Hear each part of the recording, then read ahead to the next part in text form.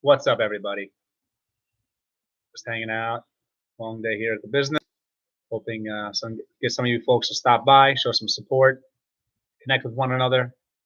First live, so this is totally unplanned, really, and I'm just gonna go with it. So hopefully, get some of you folks to stop by, show some support. Otherwise, I'm gonna have to go and just eat some more ice cream while I'm hanging out here. So let's see who we got here. We got someone in the chat. Say, make sure you like. Feel free to share the chat. That would be awesome. I really appreciate the support. Totally learning this as I go here. I have no idea how to do this, but that's kind of how I do a lot of things. I just go for it and learn as I go.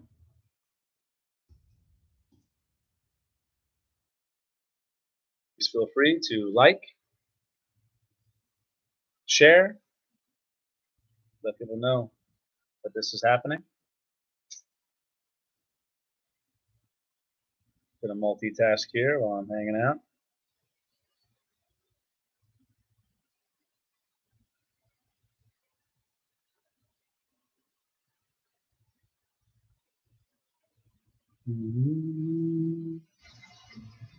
If anyone's here, say hello. Please like, please share. That would be awesome.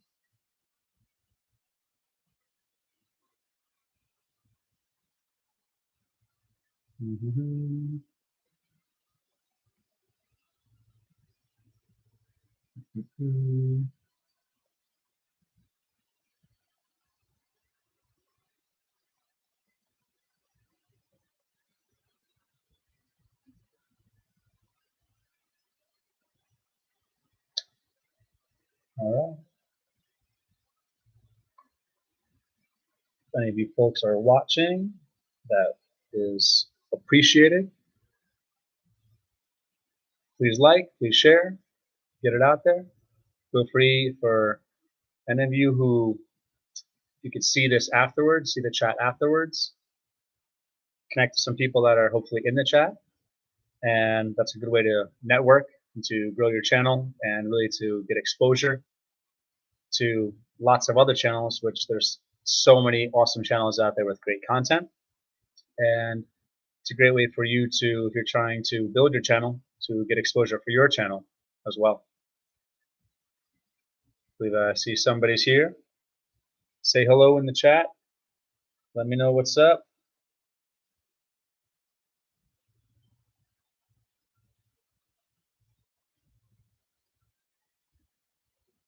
Don't mind me, I am multitasking here.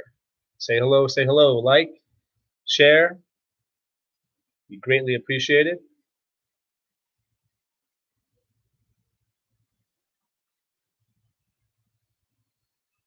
All right. There we go. Off here, the Sugar Creek Homestead of Tennessee. Hello. Awesome. Welcome, welcome, welcome. Welcome, welcome, welcome. How are you? Off here, the Sugar Creek Homestead of Tennessee. Awesome channel, great supporters, and thank you for stopping by. Thank you so much for stopping by. First live stream, no idea what I'm doing. That's kind of how I get down sometimes. Just go with it, learn as I go, adjust, make it happen. And hopefully, after doing this and perhaps doing a little more research next time, I will be better at this and know what I'm doing more. Until then, just going for it. All right, everybody. All right, everybody. Looks like we got 3 people here. That's pretty cool. Thank you so much. Coyotes woke you up. Well, here in Missouri, coyotes, we have lots of them, and I think they're awesome. They're beautiful animals. They definitely serve a purpose. I love hearing them howl, if that's what that's called. I don't know if it's the same thing as what wolves do, but definitely very cool. Definitely cool animals. Some people like to get rid of them because they consider them perhaps a nuisance.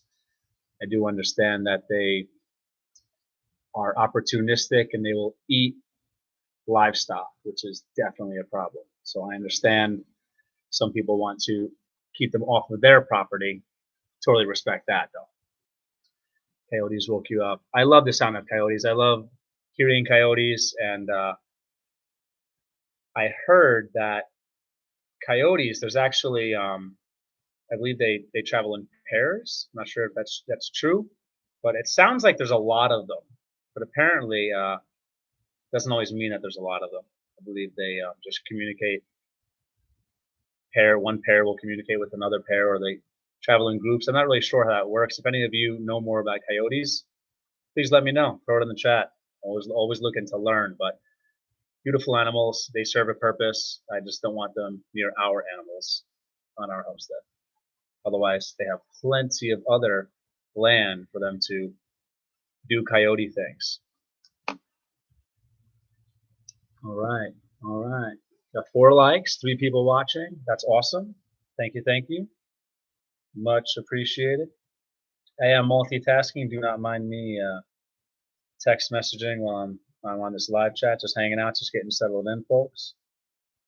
All right. I hope you folks can hear me. I hope you folks can see me. First time with the live and just going for it. All right, so we're open to pretty much chat about whatever you folks want to, as long as it's clean and as long as it's appropriate, wholesome to a certain level. Then go for it. Go for it.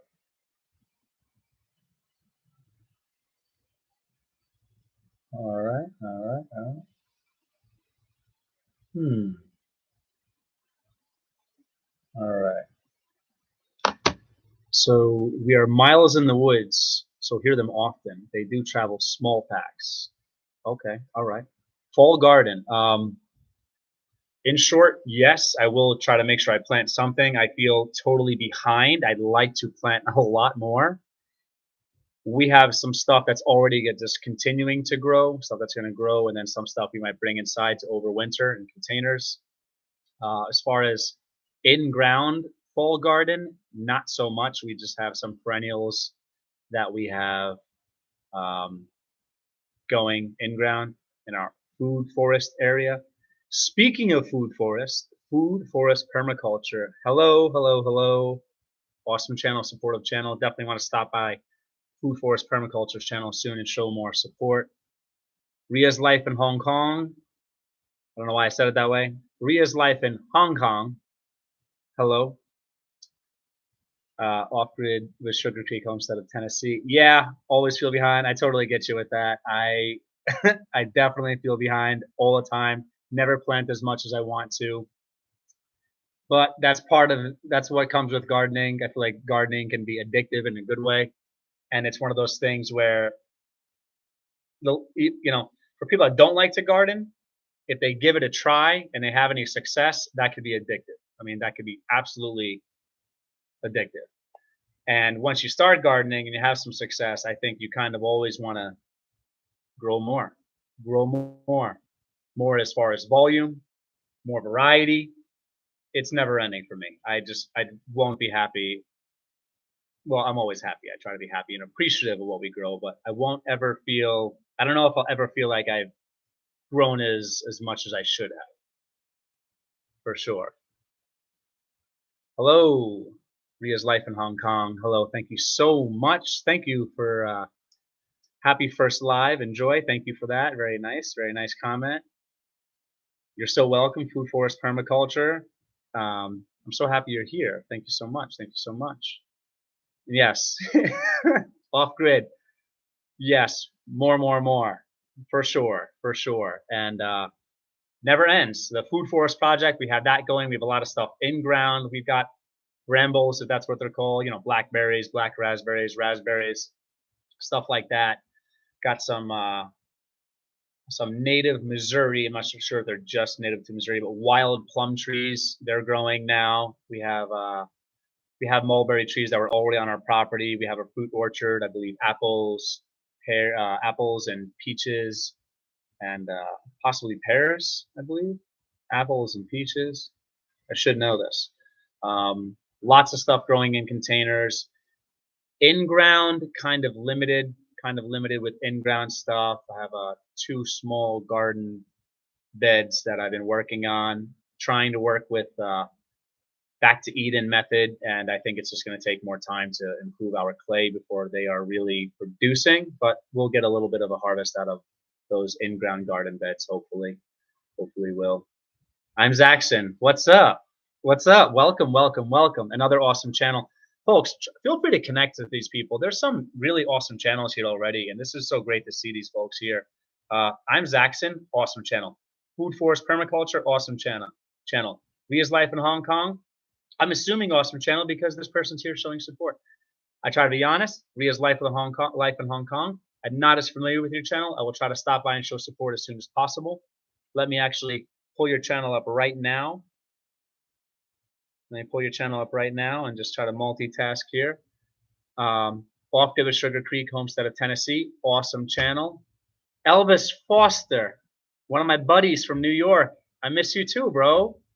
Oh, I hope you are well. Thank you so much for stopping by, man. Wow, that's awesome. Thank you so much. Thank you so much. I hope you're well, Elvis. Hope you're staying out of trouble over there. Hope you're staying out of trouble over there. Just exploring every path. Hello. Thank you for stopping by. Thank you for stopping by. Much appreciated. Please, folks, like, share. You know the deal. Trying to get more time as far as watching. Okay, trying to get more watch time. You know what's up. You know, trying to get more watch hours. Okay, trying to make that happen.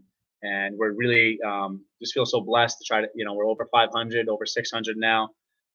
I'm gonna start putting more in time into the channel and just really trying to grow the channel and improve editing, improve production, improve frequency, improve quality of content. We have a lot to share, and we appreciate the support, but that happens with the support. So every like helps, every subscription helps, every share helps. It means a lot to us, folks. And I do my best. We do our best to show support to you folks as well whenever we can.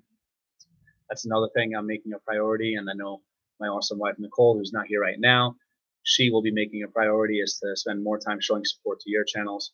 I do what I can when I can, and I really would like to do more because I feel that the YouTube game, if you will, is you can't win if you're selfish. This is a selfless game, and you got to help other people, and you got to be generous with your time and show support if you want people to help you back. Periodic Boy Tips. Hello. Pardon my, that might be Tagalog or Visayan. I'm not sure if I'm pronouncing your channel name correctly, but he is a YouTube friend from the Philippines. Awesome channel, great supporter. Elvis Foster. Yeah, I slow down. Awesome, man. Good to hear. Amelin Stepe, what crop did I struggle with this year? Well, welcome, Amelin Stepe. Honestly, quite a few. I put some blueberries in late. I bought some from the nursery here in Missouri, and I think they dried out. I think it's been very dry here in Missouri, so I think they might have died. That was tough. I planted some trees that we got from, I believe, the Missouri Department of Conservation, pardon my memory, and the drought didn't water them well enough. They might have died. Struggle with them. I just didn't get as much planted as I would like to. Sunflowers. I usually like to grow more sunflowers. They're easy to grow. Just didn't have as much success as I'd like with them. Our borage, surprisingly, which did really well last year, did not perform that well this year. So I'm going to try to figure something out with that and see if there's a problem there. Yeah, just overall, just a lot of room for growth, a lot of room to improve when it comes to gardening, which I feel like there's always room to improve, always room to grow, always so much to learn. It's one of the things that makes gardening awesome is it's the type of thing where there's constant and never-ending learning when it comes to gardening, and I'm definitely learning. Say hello to everyone in the chat. You got some awesome people here. Connect with these channels. Connect with these channels. A lot of great channels. A lot of great channels here. All right. All right. Ria's Life in Hong Kong. Here we go. Awesome. Yes. Okay. Definitely be stopping by your channel. I will screenshot it to remind myself to stop by and show support because, folks, The way we show support to one another is by doing it. That's by watching other people's videos, liking, sharing, perhaps obviously, subscribing. So if you want that support, reciprocity is key. You got to show support. And I'm learning that. I've had a lot of really great people that I'm learning from here in the YouTube world who have taught me a lot about that. And live chats is definitely a great opportunity to connect with other people. Harvesting apples, goji, grapes, pears, fig, food forest permaculture. Just put a comment. Harvesting apples, goji, grapes, pears, fig, cherries, many types of plums, 15 plus types of squash, hardening them off, raspberries, strawberries, blackberries, blessings of abundant crops. That's so awesome. Wow, it's a lot of food. That's amazing. That's amazing. I definitely want figs, definitely want cherries. Figs and cherry fruit trees, unless I get them from cuttings, I have to be more resourceful perhaps. But buying fruit trees is expensive. Very expensive right now. Our blackberries, I think we've got some in the second year, maybe third year, perhaps. Some in the first year. We'll see how they go. Same thing for raspberries. I think those are second year, maybe third year plants. But I need to try to tip root them, grow from cuttings, figure something out. Squash, awesome survival crop. Calories, macronutrients, starchy carbohydrates. Squash is great. Great. Stores well, stores for a long time. Excellent. Plums. I love plums. Would love to grow plums. We have those 2 wild plum trees. Out of the 4 I planted, 2 are making it. Hopefully we'll get a harvest out of that in however many years, 4, 5, 6, 7 years, however long that's going to take. Cherries, would like to have them. Cherry trees seem to be expensive. I'll see if I can get cuttings. Figs, same. Pears, I believe we have pears in our property. I don't even remember, to be honest with you. Drawing a blank on our type of fruit trees we have that are established. Grapes have maybe anywhere from 2 to 4 grapevines planted. I think maybe between, I'm not sure how many of them survive, maybe 2 years old, 3 years old. Haven't really done much with them, haven't really given them the attention, haven't trellised them, haven't really taken care of them like I should. Goji, definitely like to do that. And apples, our apple trees did produce quite well. I think it was last year, maybe it was the year before. I haven't really checked on them. Last time, actually, I just was feeding them to our pigs, essentially. Off of the Sugar Creek Homestead of Tennessee. Fall fruit trees and berry bushes come out soon. Fall is great time to plant in my climate. Interesting. Interesting. Yeah, I feel like if I can get some Wanderlala. Hello, hello, hello. Welcome, welcome, welcome. Thank you so much for stopping by. Really appreciate that, folks. Please connect with everyone in the chat. If I knew what I was doing, feel free to talk me through the chat, because I want to make some of you folks moderators, because I think you're all pretty cool people. And hopefully it will help you connect more easily. Totally new to this. If you caught the beginning of the live stream, I'm just going with it. I'm just making it happen. I'm just trying to have some fun here.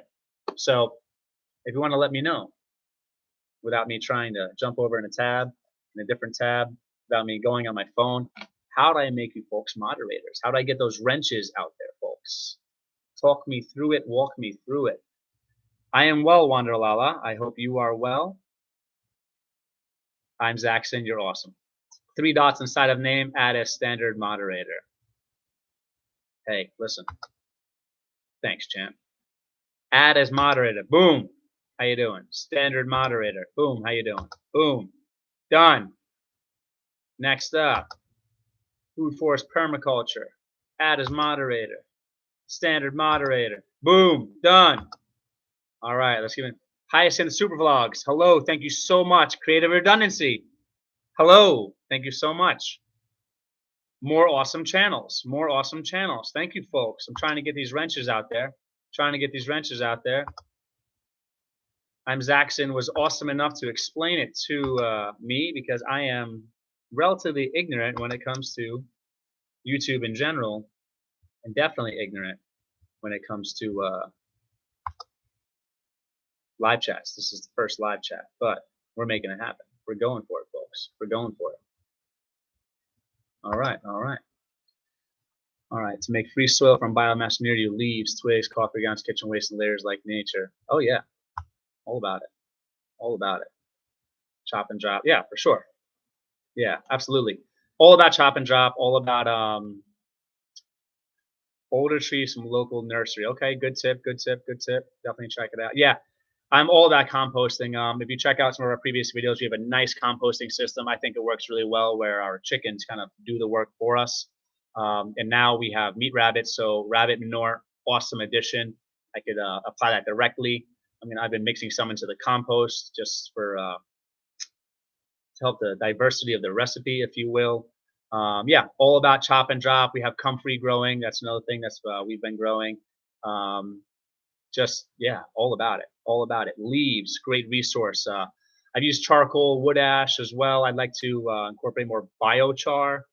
Um, I might have done that on accident from just perhaps partially oxygen deprived wood that I've burnt, and maybe just close the damper, if you will, on the wood stove. So maybe it's essentially biochar or acts similar to biochar. Some of the stuff that I've added, I would like to definitely work some biochar into our system. Hello to my beautiful wife, brother. Hello to your beautiful wife, brother. Thank you so much. Thank you so much. My wife is home, probably going to sleep or going to sleep soon. It is 11:22 p.m. here in Missouri. Creative redundancy. Rain. Trying to keep up. If I missed anything in the chat, I want to show support and read everyone's awesome comments. Trying to hang tight. Listen, thank you, folks, so much for thank you so much for staying active in the chat section there. Still working on trying to get some of those wrenches. I want you folks to connect to one another because I feel like there's one thing I know about the YouTube community is that if we can all connect to one another, we have our own community, YouTube as a whole, then we have our sub communities, our groups. And I see a lot of you folks, I'll see a lot of folks showing support on other channels, mutual channels that we might have, you know, a channel that I might have subscribed to. I might have seen some of you folks subscribe to, commenting in the live chats, in the comment section, showing support, just getting it done, getting it done. Just exploring every path, saying hello to CR.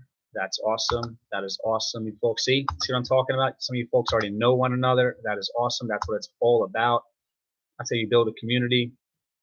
Listen, we're all in this to win this. If you're in this to share ideas, great. If you're in this to make some YouTube friends, great. If you're in this to try to make some money, great. If you're in this to try to promote yourselves, your business, your brand, great. Whatever. You just want to learn, great. But we can help one another. We can help one another do that. Same weather. Subfood forest permaculture a while back. Great channel. Oh, that's awesome. Chicken workers do great work. Yes, they do. Yes, they do. Chickens are awesome. I believe I posted a video or two talking about why I think chickens are probably the best option, perhaps for most people, when it comes to livestock. Ray Baby Metalhead Fisherman. Hello, hello. That's awesome. Oh, it is going well. Thank you so much. I'm adding you folks as moderators as I see it. If I missed you, tell me, hey, Colin. By the way, my name is not Holistic Heritage Homestead. My name is Colin. Okay. My wife, my awesome wife, her name is Nicole. Our channel is Holistic Heritage Homestead. Say, hey, Colin, where's my wrench, bro? And I'll say, wrench for you or no wrench for you. That's how it works. Anyone think of honeybees or are they a crazy amount of work? JK, welcome, welcome, welcome. Absolutely thinking of honeybees. Absolutely an awesome goal of ours. We would love to have honeybees. We would love to have honeybees sooner rather than later. Honey, forget about it. Super healthy, lasts forever, indefinitely, especially if it's stored properly. Medicinal benefits, just amazing. It seems like there's different systems, horizontal, vertical hives. It could be, there's a lot to learn, but I feel like from what I've learned, from what I assume perhaps, once you have the setup with honeybees, it's kind of hands off. Correct me if I'm wrong. You folks that have raised honeybees, please let me know what you think about. Please let me know what you think about raising honeybees. Is it a lot of labor? Is it worth the labor? Is it something you think that takes a lot of knowledge? What do you think? What do you think about raising honeybees? What do you think? What do you think? I want to know because that's something we really, really would like to do, and we would like to do it sooner rather than later. Biochar and wood ash is the balance from nature. Sure, sure. Wood ash being alkaline, I know it can change the pH of soils. However, in my opinion, and we could talk about this. This could be its own live stream. If you're adding in humble amounts, I think it's not going to change the pH too much. And what you do is, in my opinion, from research experience, compost, compost, compost. Organic matter, organic matter. If you add more organic matter, and preferably in the form of partially broken down or fully broken down compost, that will mitigate almost any negative effect of anything else you add to your soil or your growing medium. So I add some wood ash, it changes my pH, add some compost. It'll hopefully bring it back to where it should be. It's kind of is that simple to me. Compost could both hold moisture and improve drainage. Compost helps clay soil. Compost helps sandy soil. Compost helps all soil. Organic matter, folks. That's my opinion. I'm sticking to it. Who we have here? Who we have here? All right, 8 people in the chat, hanging out, staying strong. I love it. I love it. 14 likes. Thank you so much. If you haven't liked, please make sure you like. If you really would be so kind to share this to get the live stream out there, that would be really cool. That would be really, really cool. Wanderlala, gloomy every day. Hey, listen, we've had beautiful, beautiful days here in Missouri. I like the sunshine. I try not to complain about the weather as far as when it's hot out, because I do like the heat. I don't mind the heat. As long as the sun's out, I just feel like that's a blessing, and I'm very happy. However, it's been a dry, dry summer here in Missouri, and I think last year was the same way. We really could use more rainfall, and we're in the Ozark region, which is known for having a lot of rain. Not as much as I would like last year and this year. Not as much as I would like last year and this year. I know CR, it is on fire. Friend showed me private footage this morning. Kilauna area FFP. I'm not sure what that is. Kilauna area FFP.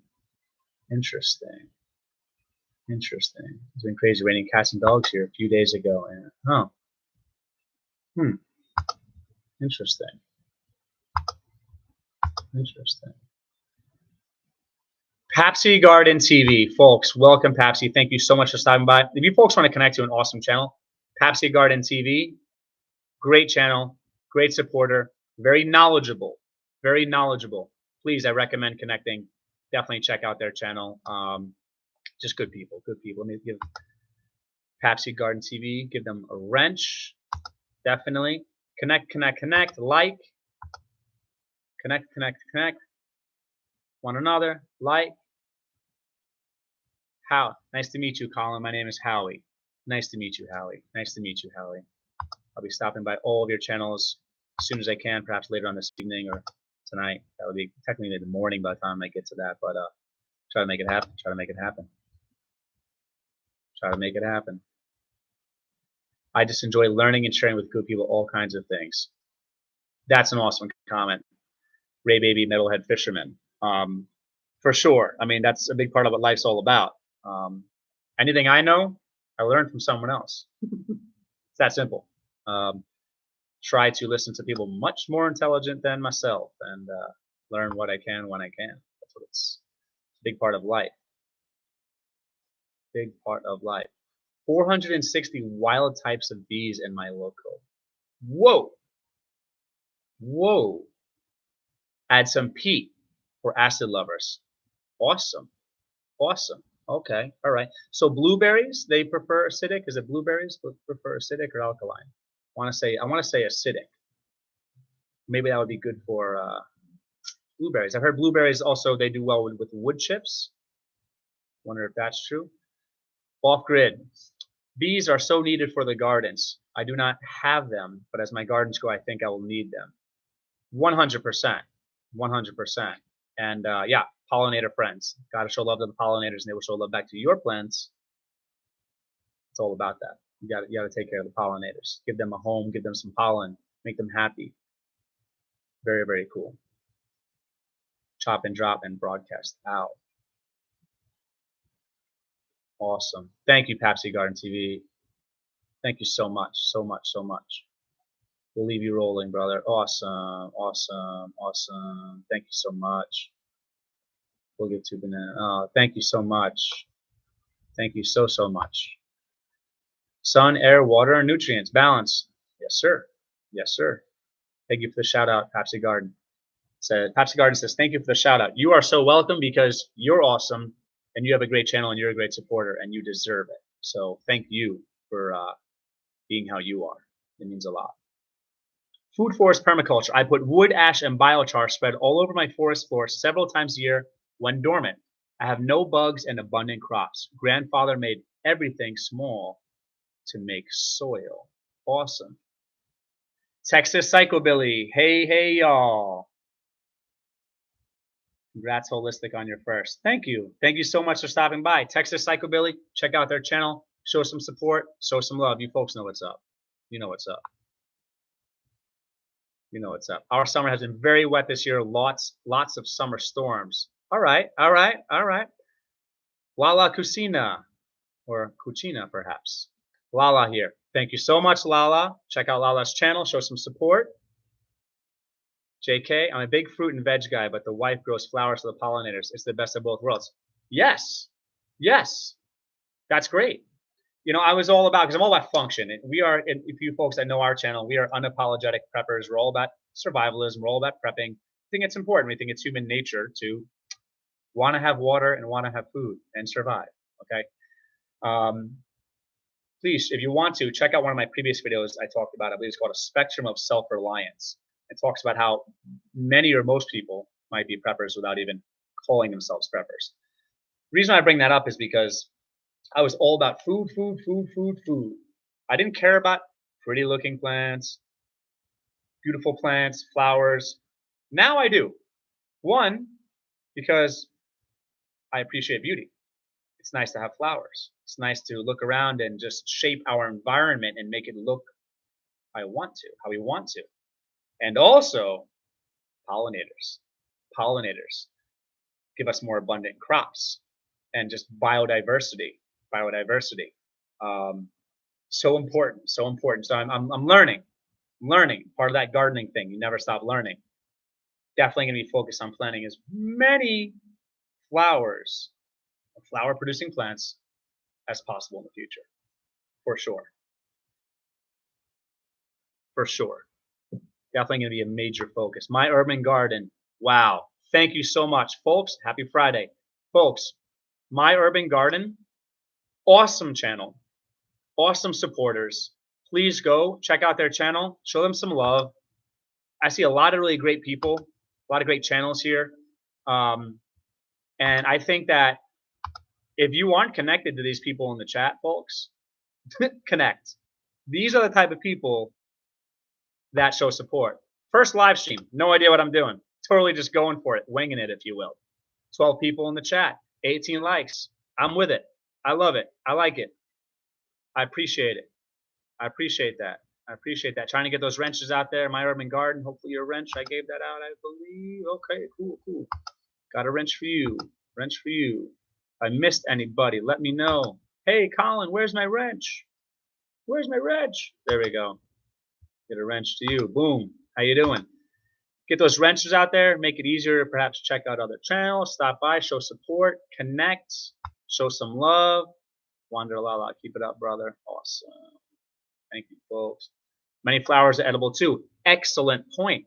Excellent point. Borage, for example, which I believe is our it's on our banner, if you will. That's what it's called. Pardon my ignorance. It's a picture that's on our page. Borage flowers, in my opinion, are delicious. They're mild and they kind of have like a cucumber kind of taste to them. I love them. I love them. Also, when you're eating flowers, when you're eating foods that have different colors, you're getting a different nutrient or perhaps a different compound profile. So you're getting those anthocyanins, those antioxidants, good for health. Good for health. They say eat the rainbow, eat all different color foods, very important. Flowers, multiple colors, edible. And we think of macronutrients, carbohydrates, fats, proteins, great. Then we should think of other nutrients, okay? Minerals, for example. Then we should think of other nutrients, compounds, volatile oils. There's more to it, folks. There's more to it. So eating different plants, vegetables, very important. Very important. All right, all right. My urban garden. I like the biochar idea for pest control. Texas insects are outlaws. Now, biochar idea for pest control. I could probably maybe follow the logic train and figure out how and why they work for pest control. But if any of you understand how and why biochar helps with pest control, please let me know, because I definitely would like to learn about that, because that seems really cool. Seems really cool. Love sunflowers. My goal this year was to cover our property in sunflowers. Didn't happen. Literally just a matter of time and busy and maybe other whatever excuses or reasons I can come up with. Sunflowers are awesome. We could eat the seeds. Great for nature. Animals could eat the seeds. They're prolific. They're relatively easy to grow. Pollinators love them. They're just awesome. Great for livestock. And there's other things I think I've heard that sunflowers are good for. I have kind of hacked them with a machete, chopped open the inner ones, the inner stem, large stem, and there's like a starchy kind of material there. And I just fed it to our pigs. I think I fed some to our chickens. They ate it. They were fine. I believe there's many uses to sunflowers that I haven't even researched yet. It's on my probably ongoing to-do list, is the research. I think there's more to sunflowers than many people think. Sunflowers. Yes. I like to grow the Russian mammoth sunflowers because they produce huge seed heads and they grow 8, 10, 12 feet, however tall. They're huge, they're beautiful, and they're just awesome. And you just talk about, God's abundance, God multiplying. One seed can give you scores of seeds, hundreds of seeds, maybe 1,000+ seeds. I don't know. That's multiplying wealth. And biomass, organic biomass, they're huge. Talk about chop and drop. So many benefits. I recommend the Russian mammoth sunflowers.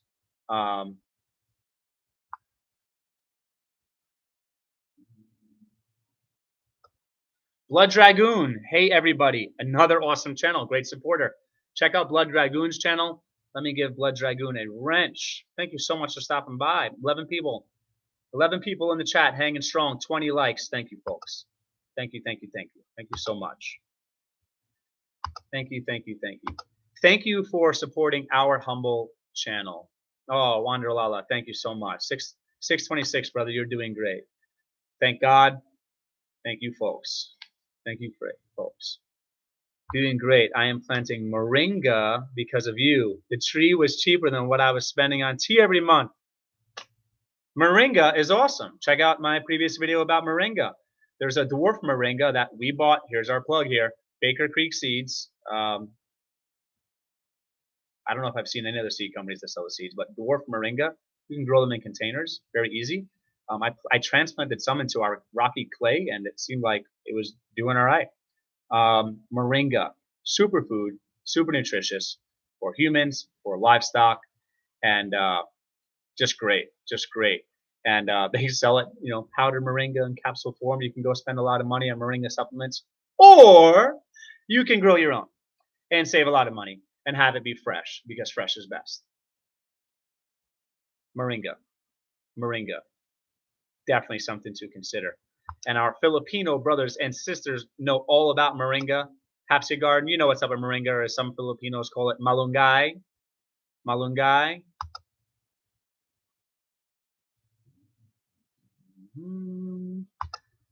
Awesome. Powdered biochar makes it rough on click beetle and the wireworm. Wow.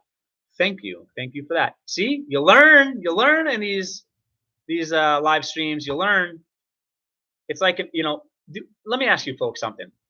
I spend a lot of time on YouTube. I love it. I love learning, entertainment and learning, combination, whatever. One of the things I like to do is watch a video, go in the comment section.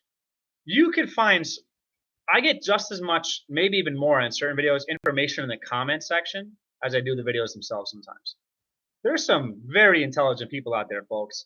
And a lot of them have the time and the energy to put some great information in the comment section. So whatever videos you're watching on YouTube, jump in the comment section. Jump in the comment section, and at the very least, you'll find what I call like a launching point for new research. Let's say you're watching a video on biochar. Video might be great, informative, whatever.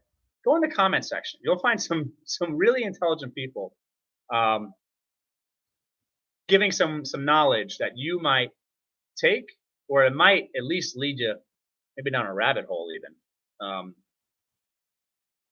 Definitely spend time in the comment section, in my opinion. Always in our meals. Awesome. And it's delicious. Delicious. I believe moringa is also good for women who are breastfeeding. I'm not sure if it's the production of the milk or the quality of the milk. But moringa, malungai. It's so good. My urban garden. It's so good for your immune system. Wish I learned about it sooner. Yes. Yes. Yes. Creative redundancy, trellis, microgreens, for example. Yes, oh, microgreens are great. I want to grow some microgreens. I mean, technically, I've grown some alfalfa sprouts in a mason jar with a strainer, which is awesome. And later on, Wanderlala, and later on, they realized the power of moringa, very nutritious. Yes. Well, listen, folks. Here's what science does. Science takes what our grandparents, our great-grandparents, our great-great-grandparents knew, what was intersubjectively agreed upon knowledge, common knowledge, if you will. And they're suddenly discovering that the elders knew what they were talking about. And there was a reason for doing the things that they did. And they'll spend millions or billions of dollars researching stuff that your grandmother knew, that your grandfather knew, finding out that there's value there. There's value there. Moringa. Oh, Filipinos and maybe other cultures as well. Filipinos have been eating moringa or malunggay for who knows how long. Who knows how long. Now, in the West, it's one of those trendy things. So trendy. Wow. It's great. Listen, at the very least, people are discovering it and they're utilizing it. They're growing it. So no hate there. But I just think it's interesting how we realize after the fact that the elders, that the ancestors, they often know what they are talking about or were talking about. Shade 2, creative redundancy, shade 2. Wanderlala, it's not too late, urban garden, it's easy to grow. My urban garden, sunflower is good for clay soil. I've heard this. Also, I use old dried stems for gardening stakes. Awesome, awesome, awesome. Thank you for that. I never thought of that. And the Russian mammoth ones, they're large stems. They're pretty thick, so maybe they will be sturdy enough to use for that. That's a great idea. And the clay soil, I've heard they break up clay soil. I'd have to try it. I don't know if I've really grown any in our clay soil. I've grown it in a planter area, and I've grown them back in New York in not clay soil, probably more towards like sandy soil, I believe. Clay soil. I wonder if those tap roots or those roots would really break up clay soil. Definitely something I should try to do. Wanderlala, it's nutritious and perfect lactating moms. Perfect for lactating moms. I have heard that. I have heard that. Sunflowers heads baked in the oven with olive oil and spice of choice is like steak. Awesome comment. Food forest permaculture. I've heard that. I want to grill some sunflower heads. I've never tried it. I've seen it. It looks cool. I'm going to go for it. I'm going to go for it. I'm going to try that, I think. I'm going to try that, I think. I think that sounds great. And a good way to use the whole head and just maximize the volume of food you yield. Popsy Garden TV. Moringa on mung beans. Yummy. So we mung beans and moringa. Interesting. Mung beans. I believe I know what mung beans are. They're the same thing as mung beans. Interesting. Interesting. Wandalala, I would love to stay and talk to you, but work calls. We'll leave your rolling, brother. Thank you, Wandalala. Thank you so much. That was very kind of you, and thank you for leaving the live rolling. We appreciate that. Latanya's cooking for the soul. Welcome. Hey, great stream. Thank you. Thank you so much. Latanya's cooking for the soul. Another great channel. Stop by, show support, show some love, connect. Let me get some wrenches out there. Let me get some wrenches out there. Awesome. Thank you so much. Thank you so much. I'm humbled. I was, maybe a little nervous. I was thinking that first live stream, not a clue what I'm doing here. Wasn't sure if anybody would show up. I didn't promote it, didn't let anybody know. I just kind of went for it. Didn't launch a premiere, if that's what it would be called. And I'm very happy to have 11 of you folks here in the chat. Thank you so much. It means a lot. Hopefully helping us get those hours that we need to move towards monetization. That's the goal. Wanderlala, yes, moringa, muy bean, perhaps mung bean or muy bean, and cocoa milk. Yay, perfect. Oh, coconut milk, moringa, and if you mean mung bean, that's what you mean. That sounds interesting. Creative redundancy, Howie, I want to eventually try that. Mongo beans. Okay, so the mongo beans are different than mung beans. I'll have to look that up. I don't know if it's a language difference, a spelling difference. Interesting, interesting. Yes, moringa, mango beans, and cocoa milk. Yay, perfect. Food forest permaculture. Sunflower laying beside your pillow will show the truth by morning when you wake. Check out a folklore book called Sleeping with Sunflowers. Sleeping with sunflowers. Sunflower laying beside your pillow will show the truth by morning when you wake. Check out a folklore book called Sleeping with Sunflowers. My Urban Garden. So many good content creators on the stream. I agree. I agree. But I'm not just saying that because I appreciate all of you folks being here. We have an awesome crew on right now. We have an awesome crew on right now. Off Grid with Sugar Creek Homestead, awesome. My Urban Garden, awesome. Food Forest Permaculture, awesome. Wanderlala, awesome. Creative Redundancy, awesome. Latana's Cooking for the Soul, awesome. Ray Babyhead, Metalhead Fisherman, awesome. I mean, you folks are all awesome. All awesome. If you comment, it also helps the channel. Yes, sir. Yes, ma'am. Thank you. Thank you, thank you, thank you. Thank you, thank you, thank you. That's true. That's true. That is true. That is true. That is true. Let me pull up Off Grid with Sugar Creek Homestead. I'm trying to remember if your channel is run by a duo or just one person. Trying to recall if I've just seen one of you or both of you in your contents. Do not know. I do not know. Do not know. My wife Nicole is looking to become more involved in the channel. She's just been super busy, but she is involved and she shows support in her own way. And she's posted, I believe, a video or 2 or 3, and she is definitely my better half and definitely super intelligent. So I think you folks are really going to be blown away with the type of content she can put out. She's awesome. And she is also more tech savvy and just more knowledgeable. I think she would be really better with editing and production and all that type of stuff. So I think she's going to help bring our channel to the next level for sure. For sure. Biochar absorbs water-loaded minerals from wood ash. Oh, so the combo. Interesting. Well, wood ash, pot ash, wood ash contains all the minerals that are in wood. Perhaps a concentrated form, if you will. So that makes sense. And I assume that the bioavailability is increased or is only there because of the microbiology, the life in the soil, making it bioavailable. Perhaps it's chelating it or chelating it. I don't know how to pronounce that word. I don't know if I'm onto something there. Ray Baby, Metalhead Fisherman, you get opportunities for getting other perspectives and comments. Yes, yes, yes, yes, yes, I agree. So Ray Baby Metalhead Fisherman says, so true. Food forest permaculture. Look up the Mayan way of making soil and boom, you are all over it or you can. Pathway, soil bank. Thank you. I will definitely look that up when I have time. Patsy Garden. Food forest permaculture. Think polyculture. The Three Sisters is a lead to how all plants need each other. Vibrations is amazing in a mature food forest. Yes. Matt Powers, I believe, has the 5 cousins method, which I think is perhaps a next level version of the Three Sisters method. If you're not familiar with Matt Powers' 5 cousins, which I feel like you might be because you seem very knowledgeable, definitely look into that as something I would like to explore, or just discovering different guilds, different symbiotic relationships that can be utilized, created. My urban garden, Latania's cooking for the soul. What did you use to batter your fried green tomatoes? They look so perfect and golden.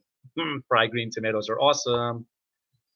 Creative redundancy. I just refreshed feed and saw this. Creative redundancy, Colin, is so awesome too. Thank you so much. Thank you so much. Off grid. Lots of really folks, really great live stream. Oh, thank you, thank you, thank you. That's the thing. I want to do a lot of live streams because, you know, we can go a lot of places. We can go a lot of places with these discussions, and you folks get to know me more. It's kind of it's no holds barred, and I try to be straight up with people. So it might get interesting, might get real, might get real real quick. Yes, fellow Earthling Colin is awesome, Sierra. Oh, thank you so much. Thank you so much. Off grid. I am solo. The spouse isn't interested in being YouTube star. Hey, listen. Hey, it's all good. It's all good. All good. That is all good. But you're doing it though. You're doing it, and that's awesome. That's awesome. My urban garden, food forest, permaculture. I bet your property is 15 degrees or less cooler than any person around you. Your property looks so lush. Oh, interesting. Interesting. Interesting. Interesting. Interesting. Yes, my urban garden. Yes, Matt has it going on. That's cool. JK, incorporate growing your garden with cooking, and you'll be a 5-star chef with a green thumb. Your body will thank you. Well, let me tell you this. I don't know if you folks can see the background, but I'm in a restaurant right now. I own a restaurant. Well, therefore, my wife and I own a restaurant. We own a restaurant. And I've been in the restaurant industry for about 24, almost 25 years, rather in the food industry.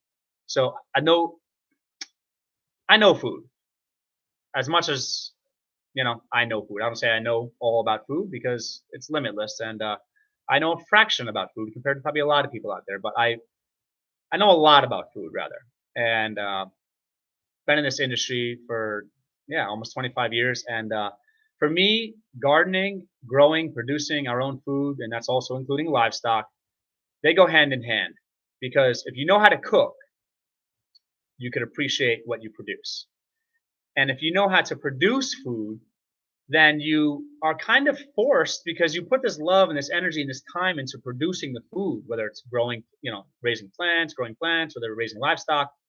You don't want to waste anything. It's horrible to, you know, to raise livestock and not, if you're gonna, you know, dispatch them, if you're going to harvest livestock, it's horrible to not utilize the animal, as much of the animal as you can. If you're going to spend all your time growing these plants, it's horrible to not know what to do with them. You don't want to waste. It's a waste of time, waste of money, waste of effort. You want to learn how to take that food and turn it into something palatable, something enjoyable. And you also want to learn how to disguise repetition. How can you take a certain plant and cook it different ways so you don't get bored of cooking that? Like when I was on a paleo diet in the past, it kind of forced me or encouraged me to narrow my focus and learn how to cook different foods, different ways. So cooking is a skill set, and we are, as preppers on this channel, I think cooking is a very, very important skill set that everybody should know how to do. It's not a male thing. It's not a female thing. It's a responsible, resourceful adult thing. It's a skill. Learn how to cook. Food forest, permaculture. I have several feet of rich black soil made using Pathway Soil Bank. I'm definitely looking into that. Awesome. Creative redundancy. Nibbles on green onion randomly. My urban garden. I would love to know how others are dealing with drought and watering restrictions. Pest and watering. My biggest struggles. Watering restrictions. I'm not even going to go there. Consider. I don't know if I want to go there right now. All I'm going to say is this. I'm just going to plant this seed, if you will. There's real water problems in certain parts of the country and the world, and then there's ones that might be exaggerated, amplified, if you will. So if there's restrictions on water, then are those restrictions needed? Are they necessary? Are they real? Are they just do your own research, or is that a control thing? Is that is there an agenda behind that? If you live in a place where they're restricting you from sourcing your own water in a sustainable way that's responsible as far as the environment goes, if they're restricting you from doing that, then move somewhere else, live somewhere else, in my humble opinion. Just touch and go on that subject. Food forest, permaculture. Food from a food forest has the right vibration to stay healthy. Plant, plate, person. Awesome. I like creative redundancy. I like food very much. Awesome. Love the wordplay. That's what that's called. Food forest permaculture. Mulch at CR. Food forest permaculture. I forage every day several miles away from the food forest. What's in the food forest processed and stored is for last resort when there is nothing. Awesome. Foraging. Great skill set. Great skill set. My urban garden. I think that this time of year we may need to focus on herbs for not just spice, but medicinal and overall health. Excellent point. I was talking to some people today. People that, whether people like to garden or they don't like to garden, even if they've tried gardening and they've failed in the past, which I just call learning. I don't have a green thumb. I don't know how to do it. I say, listen, grow some herbs. Get a container, put a seed in it, grow some herbs. Herbs. Save a lot of money. Herbs are very expensive. So it's one of the number one things you can grow that's easy to grow. It can save you a lot of money because they're expensive in stores. And just like my urban garden said, medicinal value. Medicinal value. Absolutely. Off grid.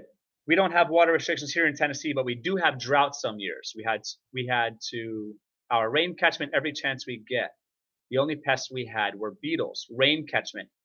Excellent. Excellent, excellent, excellent. I definitely think that oh no.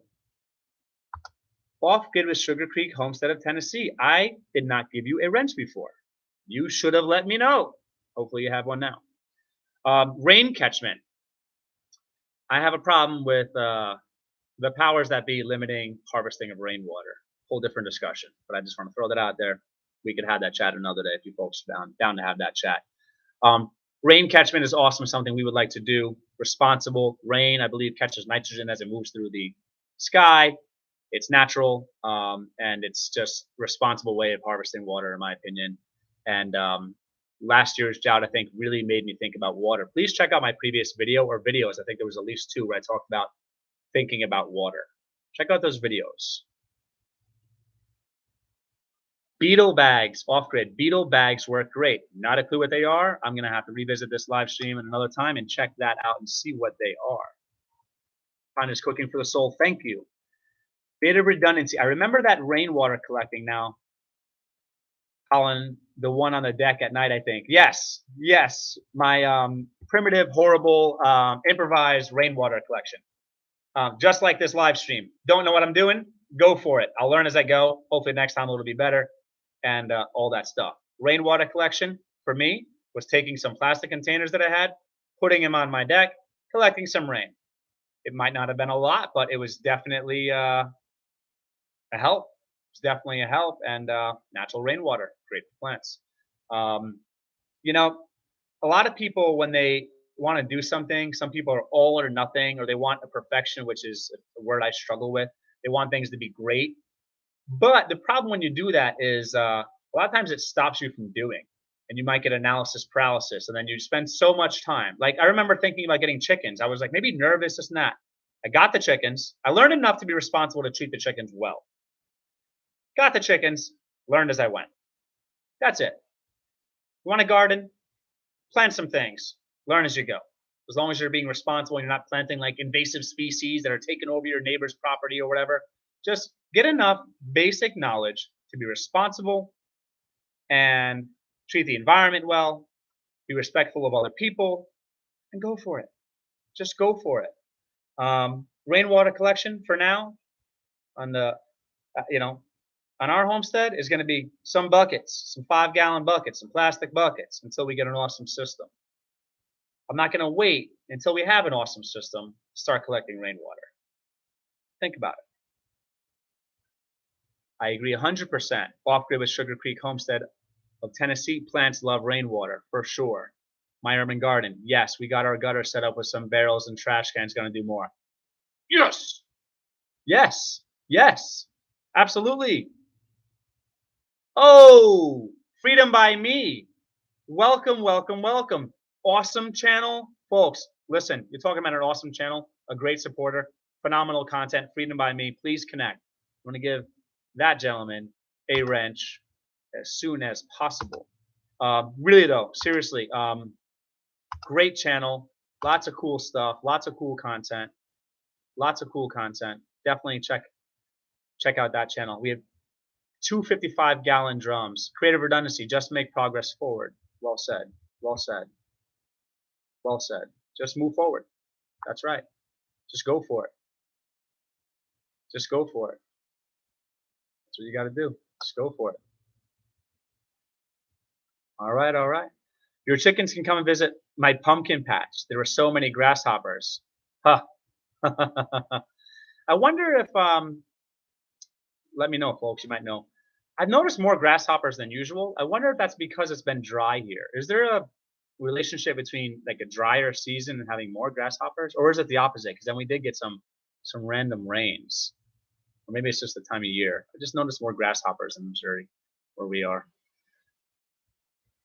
Experience Africans, another awesome channel. I just connected to that person's channel recently. I could tell already. Great supporter, great content. Welcome, Experience Africans, folks. Connect to their channel, show some love, and stop by.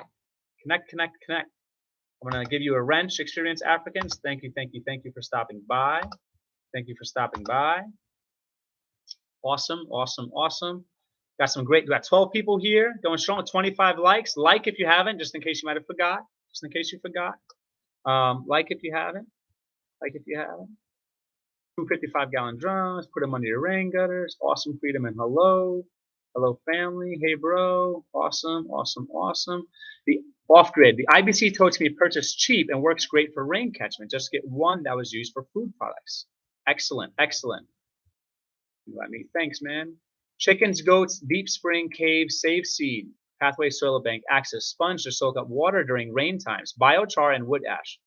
Clay in water sprayed on plants will stop bugs eating. Awesome. Thank you so much for the tips, for the knowledge. 16 people in the chat. What's up, everybody? Thank you for stopping by. First live stream. Not a clue what I'm doing, but we're doing it, though. We're doing it together. Well, I'm having the live stream, but we are in this live stream together. This is our live stream, our chat, chilling together. Freedom by Me. If you don't have a well or whatever, if you put 155-gallon drum on each corner of your house under the rain gutter, unless there is extreme drought, it should be enough for your whole family. Sister Winnie, hello, hello, welcome, welcome, welcome. Another awesome channel. Sister Winnie, great supporter, nice person. Welcome, Sister Winnie. Stop by and show some support to Sister Winnie. Gonna give you that wrench, Sister Winnie. Thanks for stopping by and hanging out. Yoga with Goga. Oh, thanks, man. Yoga with Goga. Awesome person. Great channel. Stop by and show support. Another great supporter. We've got like the MVP All-Star crew here. Yoga with Goga says you are doing amazing. I hope so. I hope so. I really hope so. A lot to learn. Just having fun. Just honestly, I'm just happy. We have so many awesome people here. This is great. This is great. I'm so happy and so appreciative. Yoga with Goga, I think I gave you a wrench. I hope I did. Freedom by Me. My cats eat all the grasshoppers. That's amazing. I think you had mentioned getting some Homestead cats. Still thinking about that. Experience Africans. Yoga with Goga, I see you. Oh, Latanya's cooking for the soul. You're doing great. Thank you. Yoga with Goga. Blessings. Experience. Papsy Garden. Stopping by. Thank you, Papsy Garden. Freedom by Me. We got ours off eBay. For a quick moment, I'm like, your cats, man? You got your cats? I'm talking about those totes, I'm assuming. The, what do you say? What are they called? IBC totes? Where do they go? IBC totes. Okay. All right. Off eBay. Yoga with Goga. Wow, Triple H, you did a live. Yes, sir. I am trying. I'm doing it. I think it's happening. But that's the fun. You know, learn as I go. Learn as I go. Learn as I go. Aw, great stream. Thank you. Goga. Latanya's cooking for the soul. See, you folks, Good people know good people. Some of you folks know one another. This is awesome. My Urban Garden. Sister Winnie, hello. Peter Verdensi, hello, folks. Food Forest Permaculture. Hi, Yoga with Goga. This is good, folks. What I do is you could screenshot if you. It's why I use my phone. It's a great tool. Screenshot people in the chat and just make a note. Go back to these people when you have time. Stop by the channels, watch their videos, subscribe if you're not already. If you haven't done it, get on it. That's my opinion. Like, comment, show support. But these people are here. They're in the same community. They're connected to the same people, the same channel as you are. It's a great opportunity to really concentrate your focus and just connect. You got to be selfless. You got to help one another out. That's the name of the game. It's the name of the game. Experienced Africans. You just need to have fun. Thank you. I can tell you can have fun because you were, I think, dancing in the rain in one of your recent videos, which was awesome. Yoga with Goga. Oh wow, thanks. Hi, Food Forest. Nice to see you. Jeffrey M Vlogs. Hey, Holistic, enjoying your first live. Oh, thank you. Jeffrey M Vlogs, another awesome channel. If you're not connected to Jeffrey M Vlogs, definitely do so. Great supporter and definitely great supporter. Thank you so much, Jeffrey M Vlogs, for stopping by. I'll try to swing by your place soon and show support. I think I have been recently, yesterday. I think I was recently over on your channel showing some support. I'll try to make it to all of your channels, folks, and try to show some support sooner rather than later. Off grid, I have IBC totes that have metal pallet underneath. They are lifted for added water pressure. I used a candle underneath to keep from freezing last winter. Worked great. Boom, mind blown. Simple, a candle. That is genius. That is genius. The ideas that one can get from other people on YouTube is just unlimited. So much knowledge. Freedom by me. We have 4 outside combat cats now. We have zero mice problems. The rain barrels are from eBay. Thank you for clarifying, sir. 4 combat cats. Seasoned veterans. Experienced Africans. Triple H, your first stream and over 20 thumbs up. Great. Oh, thank you for the kind words. And thank you, folks, for now 28 thumbs up. Thank you so much. It really does mean a lot. And that's just awesome. That's awesome. And it's late. So maybe if it was a different time, maybe that would help. Maybe I have more people that I'm connected to that are awake at different times. I know in the Philippines, I believe this is umaga. This is morning. Umaga. I'm not sure how to pronounce that. I think evening is mangandang gabi. Good evening. So I think it's the morning in the Philippines. So right now it's 12:09 a.m. here in Missouri. Food Forest, nice to see you again as well, Goga. Sister Winnie, hello, Freedom. My Urban Garden, I have cats and a dog to keep away certain pests. My dog is kind of slick and eats the cucumbers on hot days. Yeah, but can you blame your dog for eating the cucumbers? Yoga with Goga, yes, experience. He's a natural first live stream. They're usually a mess. Oh, thank you. Trying. Latana's cooking for the soul. Yes, supporting each other. You know what's up. Sister Winnie, hello, Experienced Africans. Yes, he is a natural and very supportive. We met a few days ago, and he has watched so many of my videos with great comments. Thank you. And I will say, folks, Experienced Africans, you're talking about genuine comments and just a great supporter. Awesome person. Yoga with Goga, Holistic. What is the hardest thing about doing a live stream as you're finding out?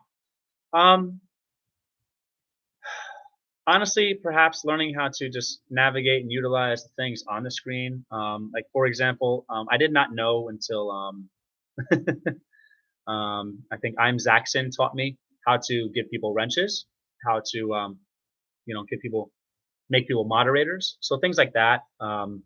Otherwise, just making sure I'm trying to show everyone love and just making sure I show everyone attention, just acknowledge that they're here. Because I just value everyone's time, and you folks are here showing support, and it means a lot.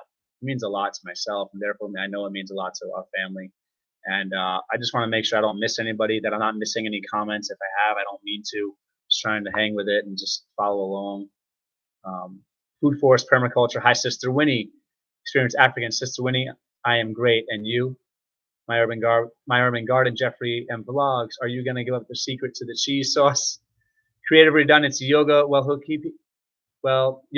He keeping up with chat at least and hi. trying. Jeffrey and Vlogs. Thanks, my friend. I appreciate that. Awesome. Holistic Heritage Homestead. Experienced Africans. Holistic Heritage Homestead. You need to try at random times. That is a good point, and I think that makes sense because I'm thankful to have people that subscribe from pretty much all over the world. I would say for the most part, it's Western Hemisphere, mostly the United States, and I have a lot of followers from the Philippines. My wife and I, have a lot of followers and subscribers from the Philippines. I think the Filipino community online, on YouTube rather, is just awesome. The presence they have is just amazing. Their understanding, and this is a generalization, their understanding of supporting one another in a selfless way is just amazing.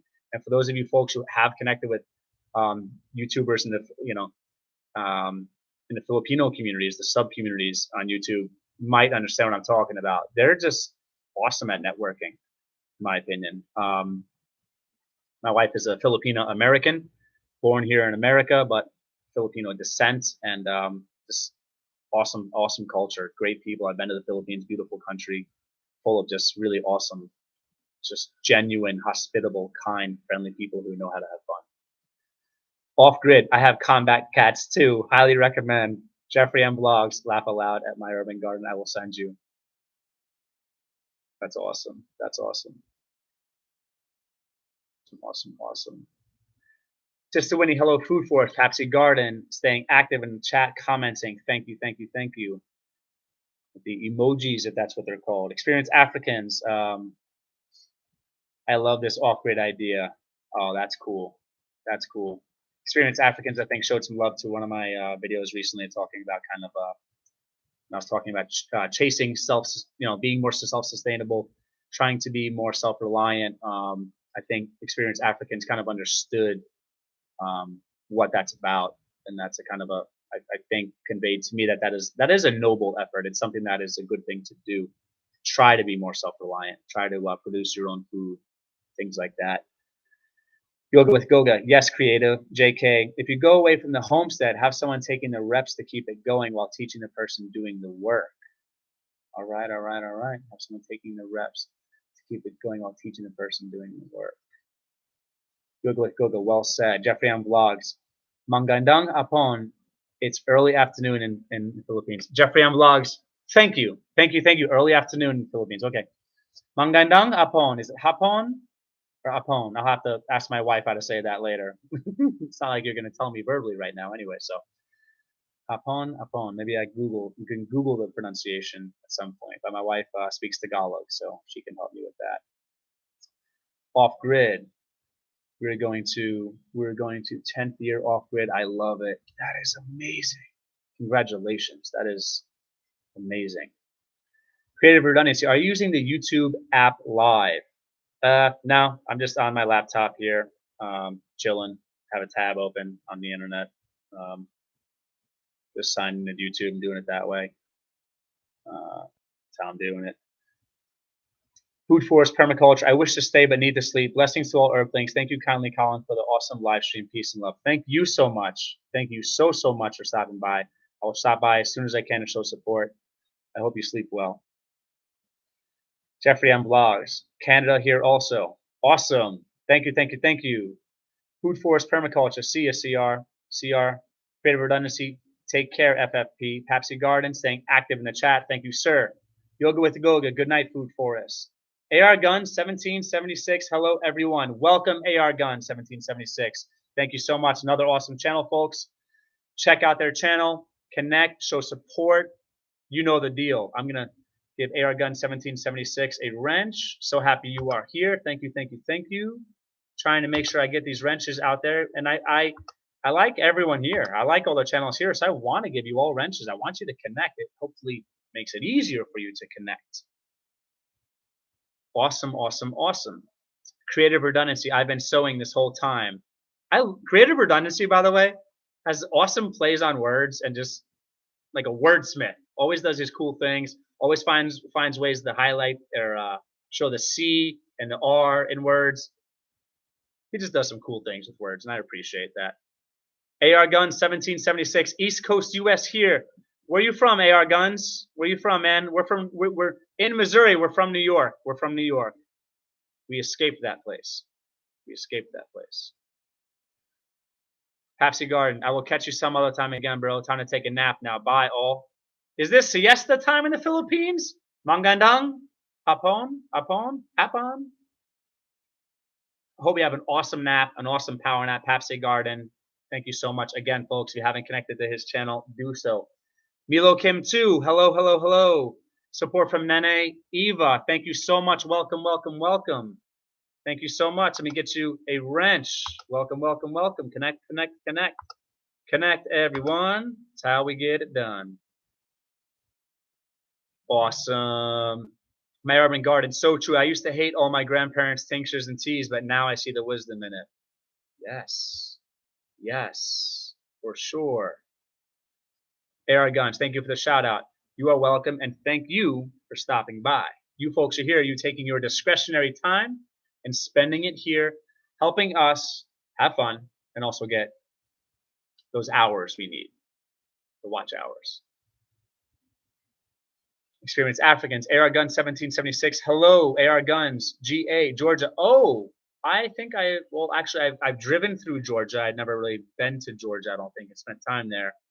I got a friend of mine who lives out there. I don't know if he's in Georgia at the moment. He's he's on a temporary vacation somewhere in a federal facility, but he lives in Atlanta. I'm assuming he's moving back to Atlanta. AR Guns, good to meet you all. AR Guns, hello at Experience Garden TV, Freedom by Me. Hey, hey, creative redundancy. It reoccurs, eh? A lot and covers many. It reoccurs a lot and covers many CR words. I like acronyms too. That's awesome. You have fun, and I like that. Yoga with Goga staying active in the chat. Thank you. Freedom by Me. I spent many good times in the swamps of Fort Benning in Georgia. You're awesome. Many good times in the swamps of Fort Benning in Georgia. Gotta love it. Oh, Frying Pan Army. Yo, what's up? What's up? Welcome, welcome, welcome. Another awesome channel, Frying Pan Army. Awesome artist. Definitely check out their channel. Show some support. Show some love. Connect, connect, connect. I hope you are well. Let me give you a wrench. Let me give you a wrench. Awesome, awesome, awesome. Awesome. So awesome. You folks are awesome. Super, super appreciate. Super, super appreciate. I'm just multitasking. Don't mind me. Don't mean to be rude. Multitasking, multitasking. Trying to make things happen, make things happen. You folks are great. Thank you so, so, so, so much, everybody. Thank you so, so much, everybody. Thank you, thank you, thank you. Thank you, thank you, thank you. All right. All right. Off Grid, I've subbed to several new channels, some awesome looking content. Can't wait to check out all of your channels. You're awesome. Thank you for doing that, because that helps us directly and / or indirectly to connect to these other people, because we want to support these people. We like these people. So if you are going to support these people, you're supporting people that we like. So that helps us that way, helps us emotionally, if you will. Makes us feel good, makes us happy. And it also helps us directly and or indirectly, because it helps keep our community connected, where I might comment on somebody's video, and then while I'm in the comment section, see someone's name, someone's channel, and say, oh, I haven't connected to them in a while. Let me stop by their channel, watch, drop a comment. Jump in people's comment sections, folks. Jump in the comment sections. It's a great way to connect. And, you know, I feel like I've learned a lot, and even though our channel is a small, humble channel, I'm hoping that the number of subscribers we have will really reflect the knowledge that I think I've learned so far. I have so much to learn when it comes to YouTube, but I just think I'm starting to really learn how those connections are made, um, and how to grow a channel.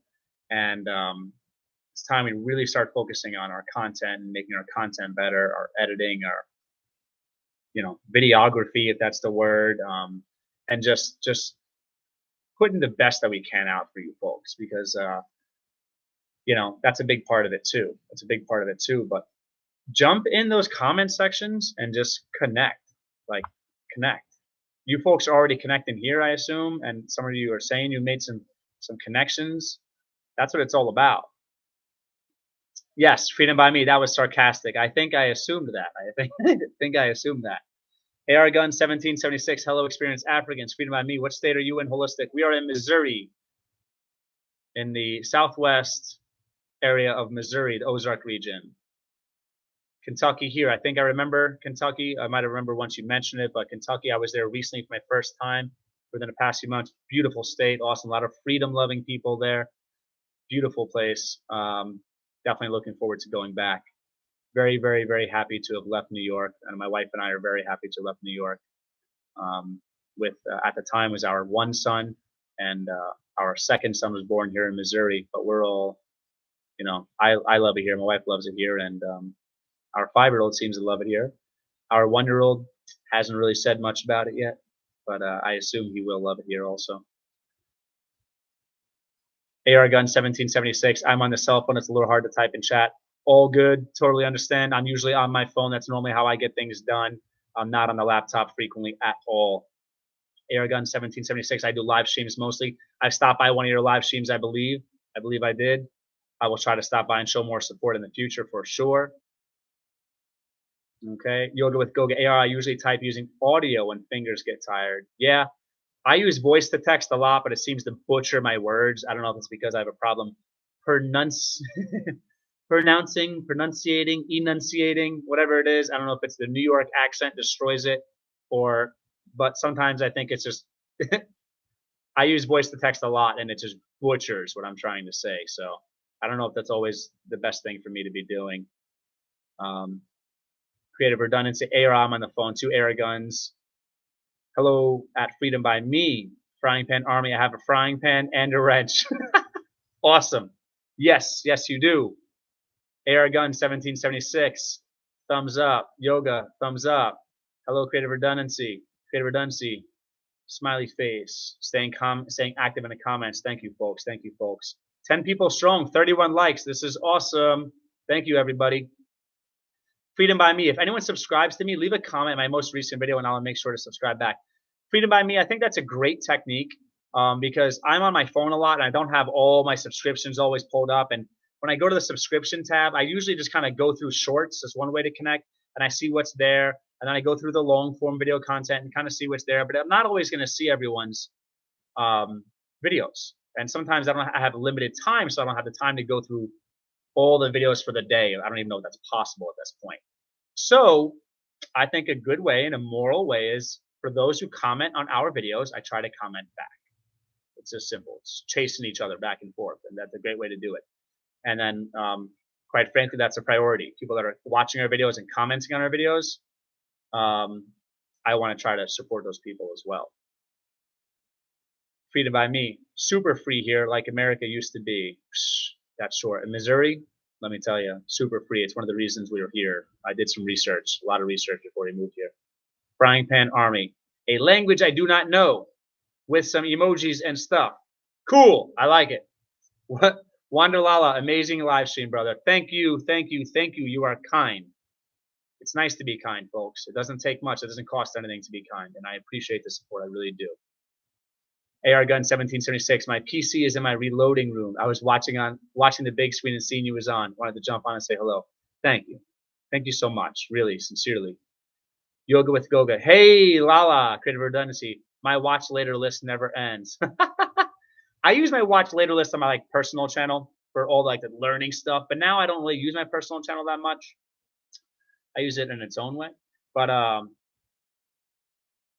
I want to use our content channel as much as possible because I happen to be watching a video, even if it's not a video that I'm not a video on a channel that I'm not subscribed to, I might subscribe to that channel, but I might just want to comment and show support anyway. Also, commenting on random videos, miscellaneous videos that I'm not even subscribed to necessarily, might be a way to get our channel out there. Maybe exposure. I don't know. You folks tell me.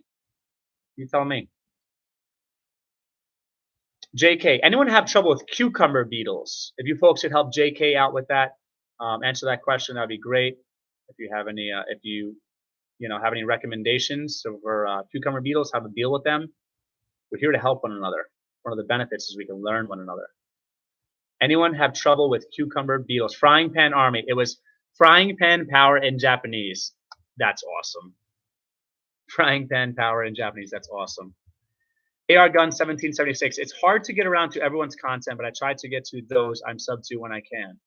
Yes.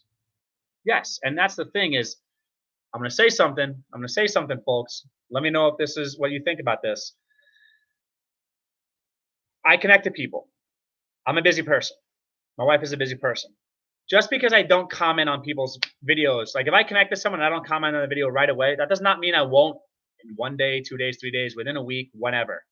It might even be a month later when it comes up in my video stream. But if I connect to somebody, I'm gonna try to comment on their videos. I try to do it sooner rather than later, sometimes immediately. And usually I'll screenshot whoever I connect to and I'll try to go to those channels. But I find it to be, I don't know, maybe annoying. I don't know if that's the word. I don't know if it's bad that I'm annoyed by it. But when people, they connect to our channel, and if I don't like comment on their stuff immediately, like the next day they disappear. It's like, whoa, they didn't even give us a chance to. You folks see that? Is that something you notice? Like people just give you like, there's like the time clock. It's like, oh, they didn't connect to my channel right away. And by the way, those people who connect and then disconnect, I'm assuming there are people that connected recently and then disconnected as opposed to people that were connected for however long, because thankfully I could say we don't really have much of a drop off. We usually keep our subscribers, like almost all of them, which is awesome. I feel happy about that. So I'm assuming those are new connections that just leave quickly. I feel like maybe we should give people 2, 3, 4 days maybe to have the opportunity to connect. Or it'd be nice if people gave us 1 or 2 or 3 days to connect back, or to connect to them first. I think that would be fair. I think that would be fair. And often it's not like those are people. I think this is all a lot of us is assumption. It's not like those people are people who connected to our channel and then I did not connect back to them. I think, and hopefully not. And if I miss them, I don't mean to. That's just an accident, or I've been busy or whatever. But I think for the most part, if somebody connects to our channel and they comment, got a pretty good track record of getting back to them. Some stuff I don't see in time, I assume. All right, let me try to stay on track here. All right. Off grid with Sugar Creek, Homestead of Tennessee. Good night, everyone. Got to get some sleep. We'll come back, catch up on the replay. Thank you. Again, as these folks leave, connect to their channel. Awesome channel, great supporters. Creative redundancy. JK, did you try to attract ladybugs? Ladybugs, beneficial insects. Okay. Frying Pan Army. Good night, Sugar Creek. Creative redundancy. Night Creek, Wanda Lala, Goga, hello. JK, creative redundancy. Thank you. Frying Pan Army. I haven't been dealing with cucumber beetles, but I have been dealing with blister beetles. Anybody else? Okay, Frying Pan Army asked, has anybody else been dealing with blister beetles? See if we can help them out and try to come up with ideas to get rid of blister beetles, or to limit their damage that they might cause. I'm assuming that they're a pest, if you will. AR Gun 1776. Yes, I've noticed the time clock thing. I've even did tutorials live, and I've had people get mad because I didn't shout them out. The Talking Head live stream, I talked to everyone in the side chat. Maybe I'm not understanding what tutorials are. Talking Head live stream. Okay, maybe like this as opposed to just a tutorial where you're like teaching a thing or things, perhaps. Maybe I understand that at least partially. So I didn't shout them out. I talking live stream. I talked to everyone in the side chat. Aragon 1776. Hello at Off Grid. Hello Off Grid. Creative redundancy. In permaculture, they tend to attract predator bugs like spiders and beetles. Spiders are awesome. Ladybugs, awesome. Freedom by me. Okay, folks, I'm off for the night. You all have a great evening. Take it easy, Triple H. Thank you, Freedom by me. Thank you so much. I'll try to stop by your spot as soon as possible and show some support. Creative redundancy. See ya, Freedom. AR Gun 1776 later at Freedom. AR Gun 1776. Yes, teaching. Okay, okay. Yeah. Yeah, in a tutorial, I assume that I would not really expect people to get mad at you not shouting them out because you're focused on teaching, maybe. But people could, I don't know, maybe not think that through, maybe not try to be understanding, whatever the reason is or reasons are. People could be however they might be. Interesting, interesting, interesting. Yeah, and what do you call this? What do you call this? Talking head live stream. If this is a talking head live stream, I think it's nice to try to say hello to everybody. Sure. Even then, if I were to miss somebody, hopefully they'll be understanding. I would not do it on purpose. Frying pan army. We use dish soap and water spray on them because they breathe through their joints. So when it foams, it clogs those joints. That is awesome. I did not know that is how it works. I've heard of dish soap. Um, I've heard of neem oil. I believe that's a natural alternative or natural thing to use. Frying pan army. This is with blister beetles. Frying pan army. Good night, freedom by me. Interesting, interesting, interesting. Yeah, lots to learn. Lots to learn. As far as pest control, I'll be honest. I haven't really had many issues. Um, ants. I don't know enough about the pests. I'm not as knowledgeable. I have a lot to learn about recognizing them. Talking about gardening, talking about learning. That's its own thing. Recognizing different pests, recognizing different bugs. I personally am totally against pesticides, totally against insecticides, totally against herbicides. I think there's other ways of dealing with unwanted plants, other ways of dealing with unwanted insects. I do subscribe to the philosophy behind permaculture and natural gardening. I do not, and organic gardening. I do not mind giving up a certain percentage of our yield to nature.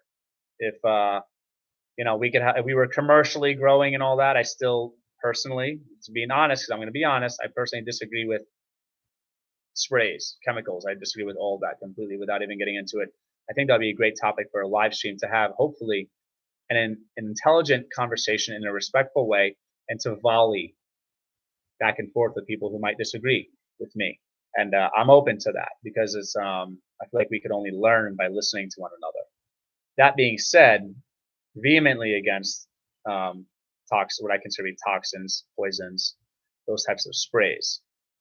I think that when nature finds balance, a lot of that stuff is just those problems go away because a lot of those problems exist because of imbalance. And some of you might understand that automatically.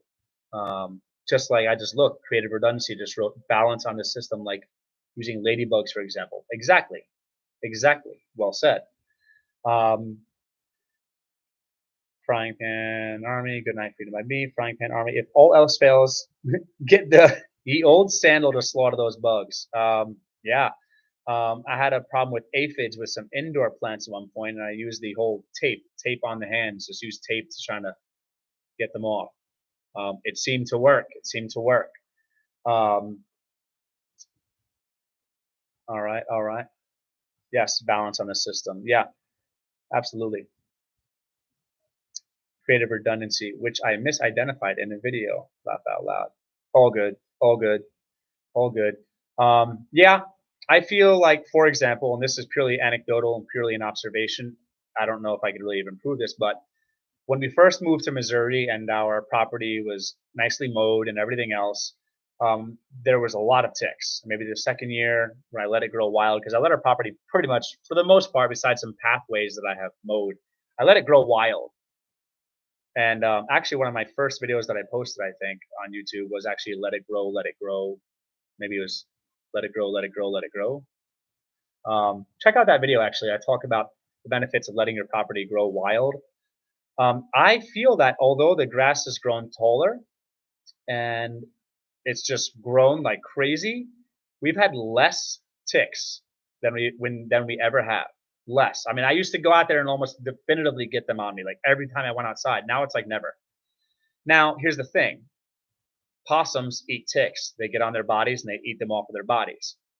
Birds, I'm assuming different birds eat ticks. Whatever. I don't even know what eats ticks, but I'm figuring that if I create a habitat that is friendly to whatever eats ticks, maybe turkeys eat ticks. We have lots of turkeys on our property. Um, I'm inviting those natural predators, if you will, back onto the property. And yeah, let the property go crazy. It seems like it'd be counterintuitive or the opposite of what would happen, but let the property just grow wild, less ticks than ever. Less ticks than ever. Yeah, maybe because when the property, was mowed, that's an unnatural imbalance, and the ticks were able to survive, but there was no habitat for the animals that eat the ticks. I don't know if that makes any sense to you. Let me know if you know anything about that. Let me know. I'm curious. That's just an observation. Not sure if that's true. If there's anything to that. Creative redundancy. I wish I could attract dragonflies to help against the mosquitoes. Maybe you could. Maybe there's a way to do that. Frying Pan Army. Video idea for you. Make a song. Let it grow. I would legit pay to see you do that, or legit pay to see that. Yeah, I might do that. And actually, one of the things that I'd like to do with the YouTube channel here is I would like to definitely bring more comedy to the channel. There's a lot of funny things that goes on in my brain. A lot of things that I think of, at least funny to me, that I would like to share. And that Let It Grow, the whole thing with the song, already been through my head. Already thought about that. And totally maybe come up with like a little permaculture song, back to Eden stuff, and get some good lyrics there. I think that would be hilarious. Actually, that would be hilarious. That's a great idea, and that might happen. Stay tuned. Stay tuned. 10 people staying strong in the live stream. Staying strong. 32 likes. You folks are awesome. Thank you so much. Frying Pan Army. To attract dragonflies, they like water. So if you put out a tank of water out in your yard, you might get some. Well, we have a pond that is dry. Not sure if I can call it a pond. A pond that is in progress that I attempted to put down some bentonite clay to help it hold water. I'm hoping for whatever reason or reasons, I'm hoping whatever way or ways I can have that pond hold water. But it does hold water when we do get rain, but it's been dry. And I think I've seen some dragonflies, but at the same point, it is stagnant water because I don't have a spillway or an overflow, and I don't have any electric thing in there or anything like driven by power or anything to make that water move. There's no fountain. There's nothing like that. So I'd like to terraform and kind of carve out some there's a path, a little kind of a wet weather creek or whatever in our property to perhaps channel the water into there so there's water moving in and water moving out. Therefore, it would not be stagnant.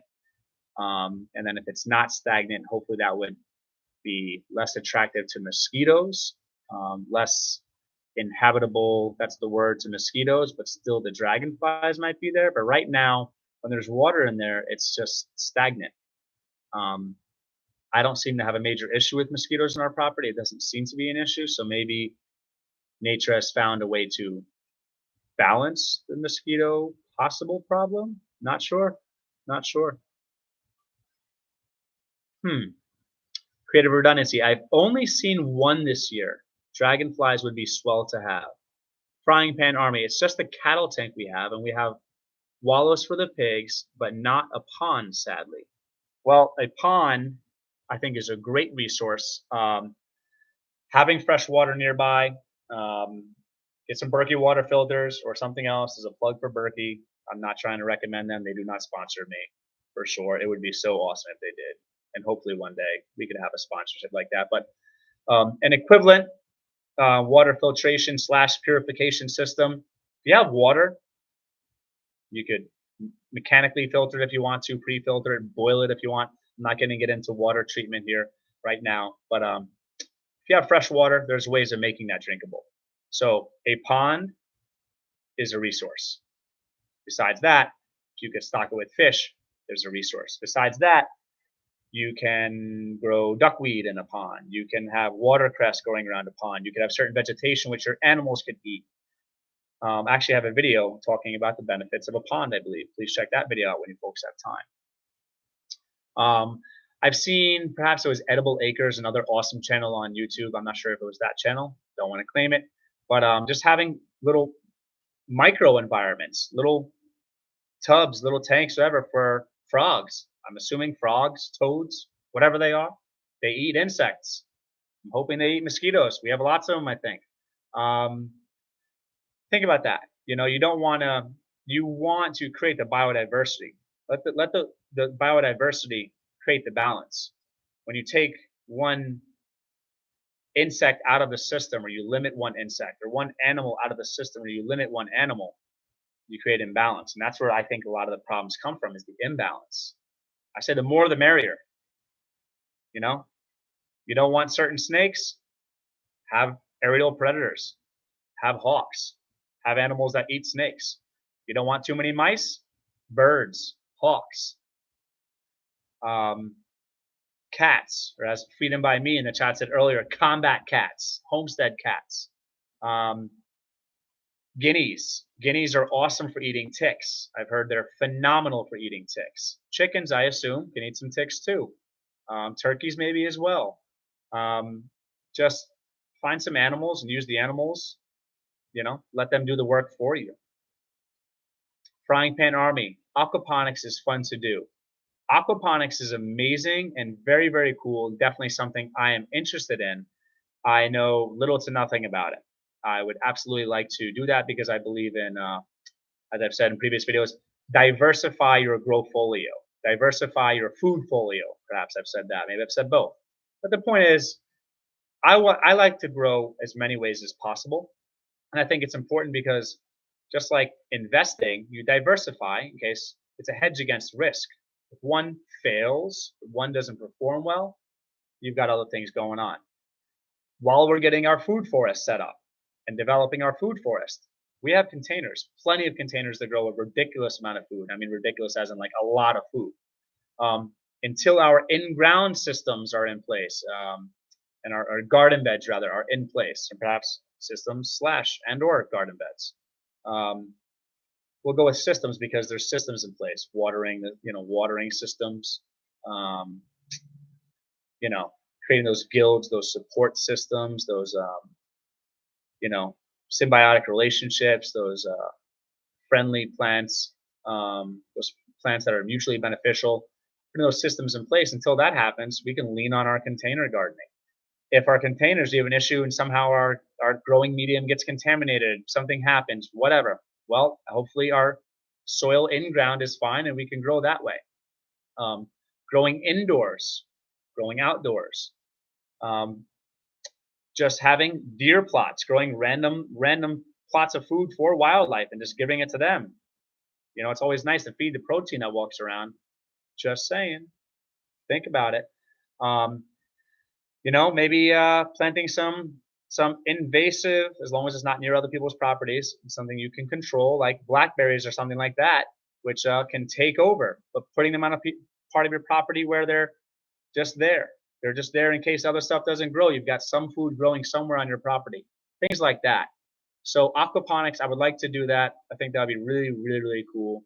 Ideal would be to set up a system where we can grow some, I believe a freshwater tilapia, I believe is an animal, some type of fish, and just have a system going which we could have the fish manure, if you will, kind of fertilize some plants, have the plants maybe feed the fish, incorporate fish into our system. I think that would be really, really, really cool. Like to do things like that. There's some different things I've seen out there that would be really, really awesome to do, but it's really just, it's only limited by the imagination, the science to support it, the time, and the work ethic, really. Creative redundancy, checks and balances, not financial. I mean, of course, yes, absolutely, checks and balances, for sure. for sure. And I believe that to achieve sustainability and to be able to grow food in perpetuity, one must strive to achieve balance. And that's perhaps a paradox is we do both at the same time. We should try to get out of the way of nature, get out of the way of the nature and let nature just do what nature does, and that nature will achieve balance. And at the same time, I believe God gave us the mental faculties and the intelligence as God's children to be stewards of nature and to control nature, hopefully in a respectful, sustainable way, to shape nature how we want to, how it benefits us, how it benefits wildlife.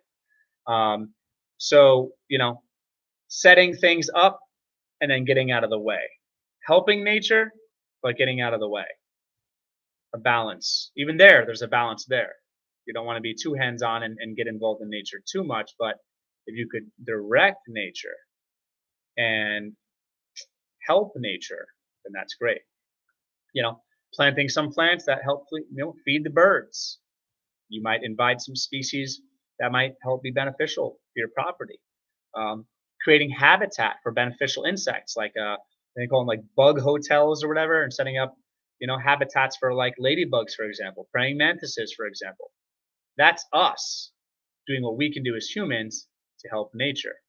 Set it up and then get out of the way. That's more of my 2 cents. Frying Pan Army, amen, brother. Creative redundancy, yep. Thank you, folks, for staying active in the chat. Thank you, folks, for staying active in the chat. I am humbled by the support. This is awesome. Probably wrap this up close to 2 hours. We're an hour and 46 minutes strong right now, wrapping it up soon probably. So if you folks are still active, stay active in the chat, connect to one another. Make sure you folks are making those connections and showing support to one another. If you haven't already, share the live stream. I will definitely be very happy with how this went this evening, or technically this morning now, whatever you want to call it. And look forward to definitely having more live streams. And a lot of things that were mentioned in this live stream, I think, would be some great ideas for talking points, for discussions, for topics for future live streams. And I'm excited about that. Dibin, sup, yo? Hello, hello, hello. Welcome, welcome, welcome, welcome. Welcome, welcome, welcome, welcome. I'm going to give you a wrench, giving wrenches out because I want everyone to connect, and I think it's just much easier to connect with those once you folks have those wrenches. Because hopefully you are. Hopefully you are. Jeffrey M. Vlogs. Been listening. I am a city boy, but find the discussion very interesting. Thank you so much. Thank you so much. Hey, listen, I am a kind of a city boy. I'm from New York, from Long Island, which is the sprawling suburbs of the city, if you will, the 5 boroughs. My wife is from Queens, New York. That is the city. So I understand. I relate. I relate. I relate. I relate. Frying bread. Dibin, frying pan, cornbread pancakes. Cornbread pancakes. That sounds good. Cornbread pancakes. Wouldn't that just be cornbread? What would make them a pancake? Interesting, interesting. Not sure. And Jeffrey M. Vlogs. We are open to any and all discussions. We can discuss it all. Whatever you want to discuss, feel free to steer the conversation any way you'd like. Any way you'd like. Because I want this to be welcoming to everybody. Welcoming to everybody, for sure, for sure. And I feel like a lot of the people we've had here are just awesome, supportive, kind people that will that are open-minded and might like talking about different things, different topics. Dibin, they're good with chocolate milk. First of all, chocolate milk, literally, is one of my favorite things ever. Favorite things ever. And I like my sweets. I've been leaning on sweets way more than I should lately. Just like this ice cream I just ate earlier. Just like this ice cream I just ate earlier. Having way too many sweets lately. Way too many sweets. But chocolate milk is absolutely amazing. Absolutely amazing. And I like to make my own with milk, cocoa powder, sugar, and a touch of vanilla extract, and a pinch of salt. Yes, salt. Salt enhances, amplifies, and concentrates flavor, and salt is used in baking, and salts should be used and is often used in desserts. Chocolate milk. Chocolate, Milk, cocoa powder, a little bit of salt, vanilla extract, sugar. Shake it up. Doesn't really mix up that well because the cocoa powder usually just clumps up, but I kind of like it like that. Whatever. It's awesome. Try it. I'll convince myself that the cocoa the antioxidants in the cocoa powder make it healthy for me. Perhaps mitigate all the horrible mitigate how horrible the sugar is. Um, Frying pan army. I'll have to try that. Jeffrey M. Blogs. I did have a thought about what you were talking about earlier regarding water restrictions. Sure. Sure. What do you think about the water restrictions earlier? Dibin, brown sugar cream on the pancakes. Oh, brown sugar cream? Like brown sugar cream? Like cream mixed with brown sugar? That sounds interesting. Frying pan army. Jesus said, be the salt of the earth for a reason. Yes. Yes. Yes. Absolutely. Absolutely. To enhance, to amplify, to concentrate, flavor. Hopefully what is good. Whoa, Lucy Warren's World, another awesome channel, folks. Welcome, welcome, welcome, welcome. Connect, Lucy Warren's World, great channel, great supporter. Definitely going to give Lucy Warren's World a wrench immediately. Definitely great supporter, great channel. Connect, connect, connect. Welcome, welcome, welcome. Thanks for stopping by. Thanks for stopping by, hanging out. 10 people in the chat again. What's up, everybody? Jeffrey on Blogs. I am from a country with 20% of the world's fresh water and are subject to restrictions all summer. Interesting. Interesting. Well, for me, logically, that seems suspect. I wonder why, if you have so much fresh water, there are restrictions all summer. I'm just going to say what I think. That sounds like a lot of powers that be trying to control people. I'm not saying that. I know nothing about it. Totally ignorant to your situation in your country. But I will say that I will just say that I do not have a lot of respect for the powers that be due to having an understanding of history and knowing that centralizing control and power often leads to abuse and corruption. Absolute power corrupts absolutely. So I'm just saying, I would say, they're trying to restrict. Start catching your own rain. Start catching your own rain and try to break free from those chains. But I don't know. I'd like to learn more about it. Frying Pan Army, what's up, Lucy Warren? Lucy Warren's World, thank you very much, Lee. Yes, yes, yes. You are welcome. Vase Place, welcome. Hey, how are you all? Thank you, thank you, thank you. Welcome, Vase Place. I am well. I am well. We've got awesome people in the chat. We've had awesome people the whole chat, this whole live stream. Let me tell you, awesome people. Great conversation, great input. There's been some learning going on, some laughing going on, all kinds of awesomeness going on. Jeffrey on Blogs. I've lived in Phoenix, Arizona, a desert where water is desperate and no water restrictions. That is very interesting. Very, very interesting. Yeah, I don't know enough to really say because I don't like to claim things I don't know. I think that's part of being honest in an effort to be honest. However, I will say logic. If it doesn't make sense, if there's a disconnect in the logic, something's up, usually, or however frequently. I wonder if that is some type of industrial complex trying to control resources, control the water, perhaps. I wonder if that's the government's way. Oh, I said the G word. The powers that be, I wonder if it's their way to try to create the illusion of scarcity when there might not be scarcity. And I'm telling you, I've heard a lot of folks who are much smarter than myself talk about how scarcity is there's a lot of lies as far as scarcity that's being taught and talked about. That makes sense. Creative redundancy. Hello, folks. Vase Place. Hey, Flying Pan. Hey, Frying Pan. I'm assuming. Amen. Vase Place. Hey, Lucy. Vase Place. Hey, Jeffrey. Lucy Warren's World. Hey, hey. Vase Place. I am as crazy as ever. Would you believe I homestead in my apartment? That's awesome. That is amazing. And that is actually motivational. We had a very, very small yard. Actually, I don't know. Our front yard was bigger than our backyard, but we did everything in the backyard. Back in New York, in our backyard, very small backyard. And we grew a lot of food. A lot of food in containers and in small areas of in ground, very small area in ground, grew a lot of food. So you're limited by your imagination, your knowledge, and your work ethic.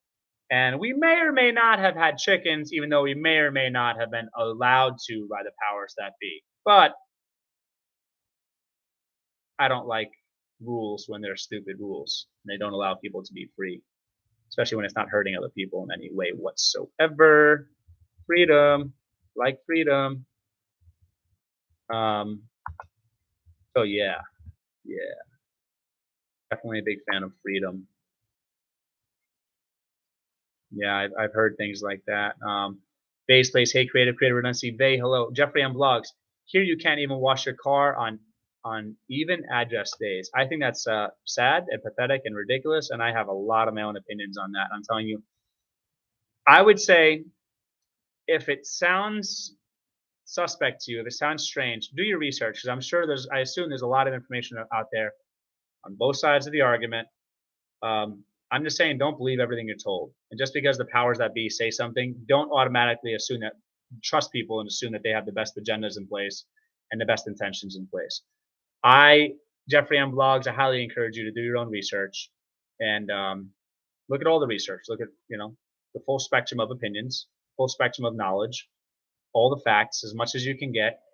And you might be surprised to find out that there should not be regulations with regarding the water, for example. Jeffrey M blogs. Hi, Vase Place. Creative redundancy. I know others like that too. That's awesome. That's good. Lucy Warren's world. It's the G word, plain and simple. What's up? What's up? What's up? You know what's up.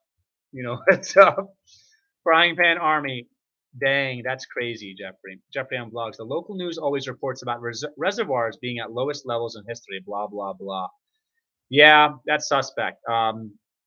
And a lot of times it's pretty simple. It comes down to, are they taxing these things? Are they charging money? Are they going to be trying to have a public sector takeover of those resources? It's pretty scary. It can be scary, rather. Shouldn't be. You're trying to be more self-reliant and self-sustainable, self-sufficient yourself. Base Place. Creative redundancy. In a one-bedroom apartment, I have pots and a green stalk. In the bedroom is my animal room. I have quail and cooey. That is so awesome. That is amazing. That is amazing. That is making things happen, and that's being resourceful. I'd like to raise quail, actually. I like the fact that they're ready for processing quickly. They produce awesome eggs, which are good. I think some people that might have allergies to chicken eggs might not have allergies to quail eggs, I think I've researched, because there's different parts, different compounds, if you will, that people could be allergic to in the egg white and the egg yolk. So I've heard some people that are allergic to chicken eggs might not necessarily be allergic to quail eggs. Plus, they're delicious and nutritious. And I heard they lay eggs very quickly. And cooey, guinea pigs, if that's what they are, I believe in like Peru, they like live in the houses with them, and it's one of their main sources of protein or something. Lucy Warren's world. We can't have our own well. It has to come from the city. Oh, that's sad. Well water is, when done properly, can have great. It's essentially the type of stuff you'd spend money on when you buy mineral water. It could be expensive mineral water. That's well water.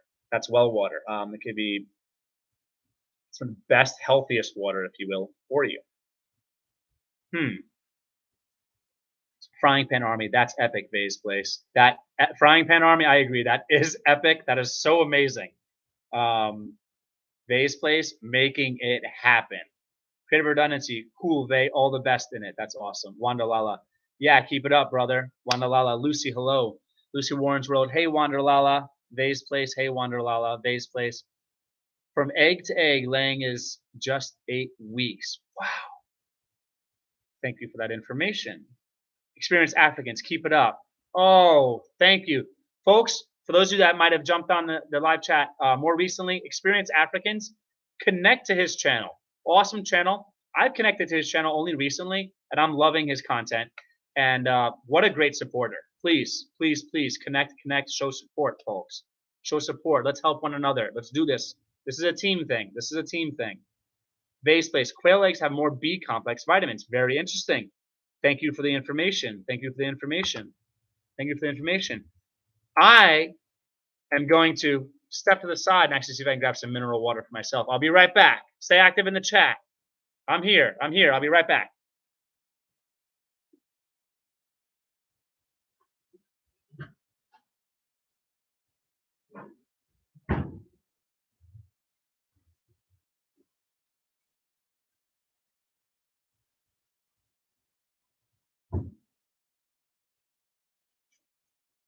All right, all right.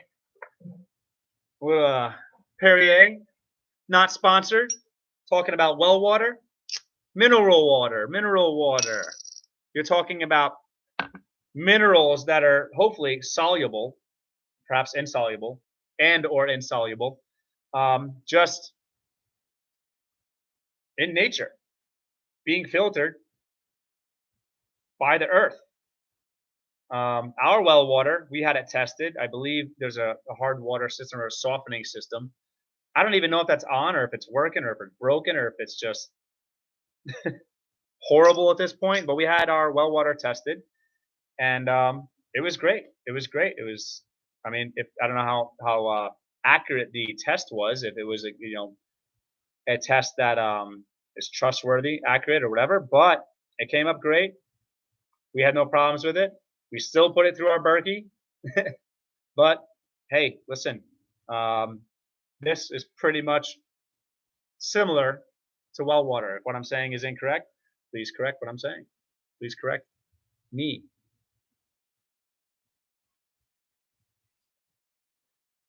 Vase place. I also have 3 cookbooks that deal with cooking quail and the eggs.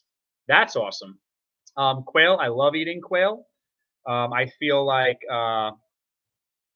they're just I mean, I don't mean this about it. Perhaps more gamey, if that's a word. That could be the totally incorrect word. More gamey than chicken. More dark meat, perhaps. Delicious. Yeah, they're great. I just kind of cook them like chicken. You can cook them however. Don't recall how I've cooked them because it's been a while since I've cooked them. But I have cooked them, and I definitely enjoy them. Maybe just roasted them, perhaps. Maybe I've grilled them as well. I'm trying to remember. Lucy Warren's World. Hello, experienced Africans. That's right. Connect. Awesome. Vase Place. Experienced Africans. I am your new friend. Thank you for connecting. Thank you for connecting to the people that I like that support our channel. I want you to do that. I want the people that support our channel to do well. I want them to thrive. I want their channel to grow. I want them to be monetized if that's a goal. So it blesses them and then they could hopefully bless others. Awesome. Creative redundancy. Comments randomly. You're the man. You are the man. Thank you. Vase Place. I can't drink the water here. I have to distill it to drink it. Well, distilled water is great too. It's pure. I believe that the purest form of water as far as just water. It's just vapor. So if you want water without the minerals, distilled water is great. Distilled water has certain it's good for certain things like fermenting, for example, perhaps. Some people use it for medical equipment, I believe. Distilled water, I think is great. And essentially, if you buy Smart Water, the brand Smart Water, that's just distilled water. I think that they add electrolytes, maybe salt. Maybe that's what it is. Lucy Warren's World. There's some kind of juju in our water from the tap. We buy our water for drinking. Yeah, I don't blame you, man. Before we had our Berkey, yeah, I think we just bought bottled water, which is horrible and just the waste and stuff like that. But you could buy gallon stuff, might be cheaper, maybe. Distilled water might be cheaper. You do the math, like a Berkey or an equivalent of that. If you're purchasing bottled water, you could save a lot of money. I think it could be like thousands of dollars a year by getting one of those systems instead. Okay. Vase Place, all cookbooks. Cool. I will check that out at some point. Hopefully I will check that out. Vase Place. This is Coturnix quail, over 10 ounce each. 10 ounce. I'm trying to get a visual. Wow. I feel like that's large. Vase place. I have to add electrolytes to it. Interesting. Okay. Creative redundancy. Eat veggies and food to gain the minerals back. Yes, eat veggies and food, preferably that you grow yourself, so that it actually has the minerals. If you have soil that has the minerals, and if you have the biology in the soil that makes those minerals bioavailable, so that they can be taken up by your plants. What is this thing popping up on screen here? Do not want it. Do not want it. All right. Frying pan army. I ate watermelon from the garden for electrolytes. Awesome. Watermelon. Um, great for you. And I believe the rind, I'm not sure if you can eat all of the rind, but at least some of the rind, is high in citrulline malate, which I believe is an L-arginine like precursor. So it's a vasodilator. In short, it's good for blood flow, I believe. I'm not a doctor. I know nothing. Only doctors know things. Don't listen to me.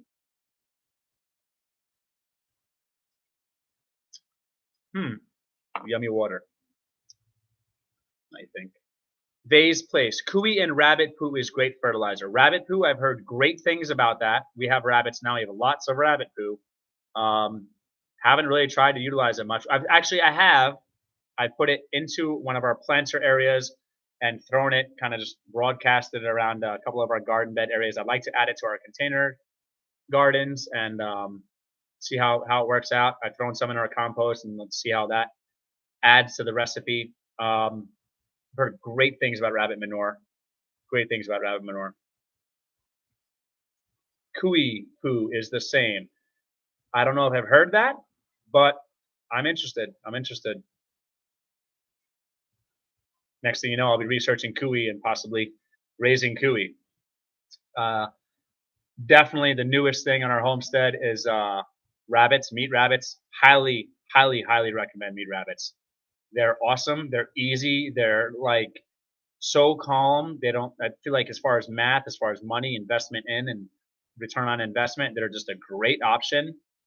And the rabbit manure, that's another benefit. And they're very easy to process, in my opinion. And I'm not first animals I've processed ever. And very easy, in my opinion, and very quick. And they provide a great meat, which is delicious.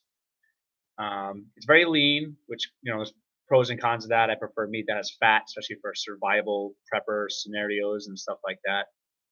I'm not sure how nutritious it is as far as nutrient profile, minerality, and all that, but great, delicious, nutritious, great form of protein. I still recommend chickens if possible over rabbits, but that's a whole different discussion. Wandalala. The juju I knew was a drink. It's a very healthy drink made of blended spinach, orange, banana with flax seeds. When you're on diet, it's a perfect recipe. Sounds like a lot of good fiber. Cool. Whole Foods, I like it. Frying pan army. I scare people when I eat the rind. Yes, that's awesome. I think you could juice the rind too, maybe. Don't go eating rinds and juicing rinds and stuff just because I've said so. I mean, I think I've done that stuff in the past, and I think I ended up all right. So, still here. Do your research first.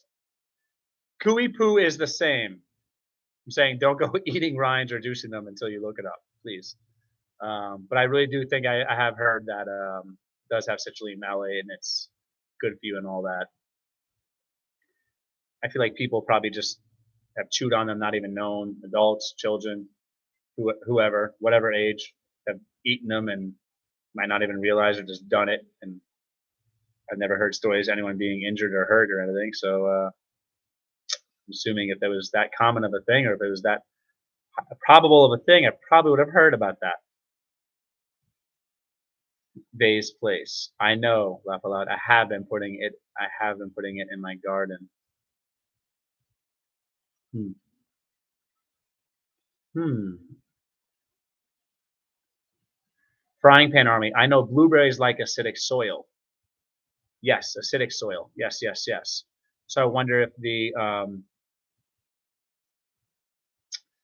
interesting. My brain just going into like chemistry.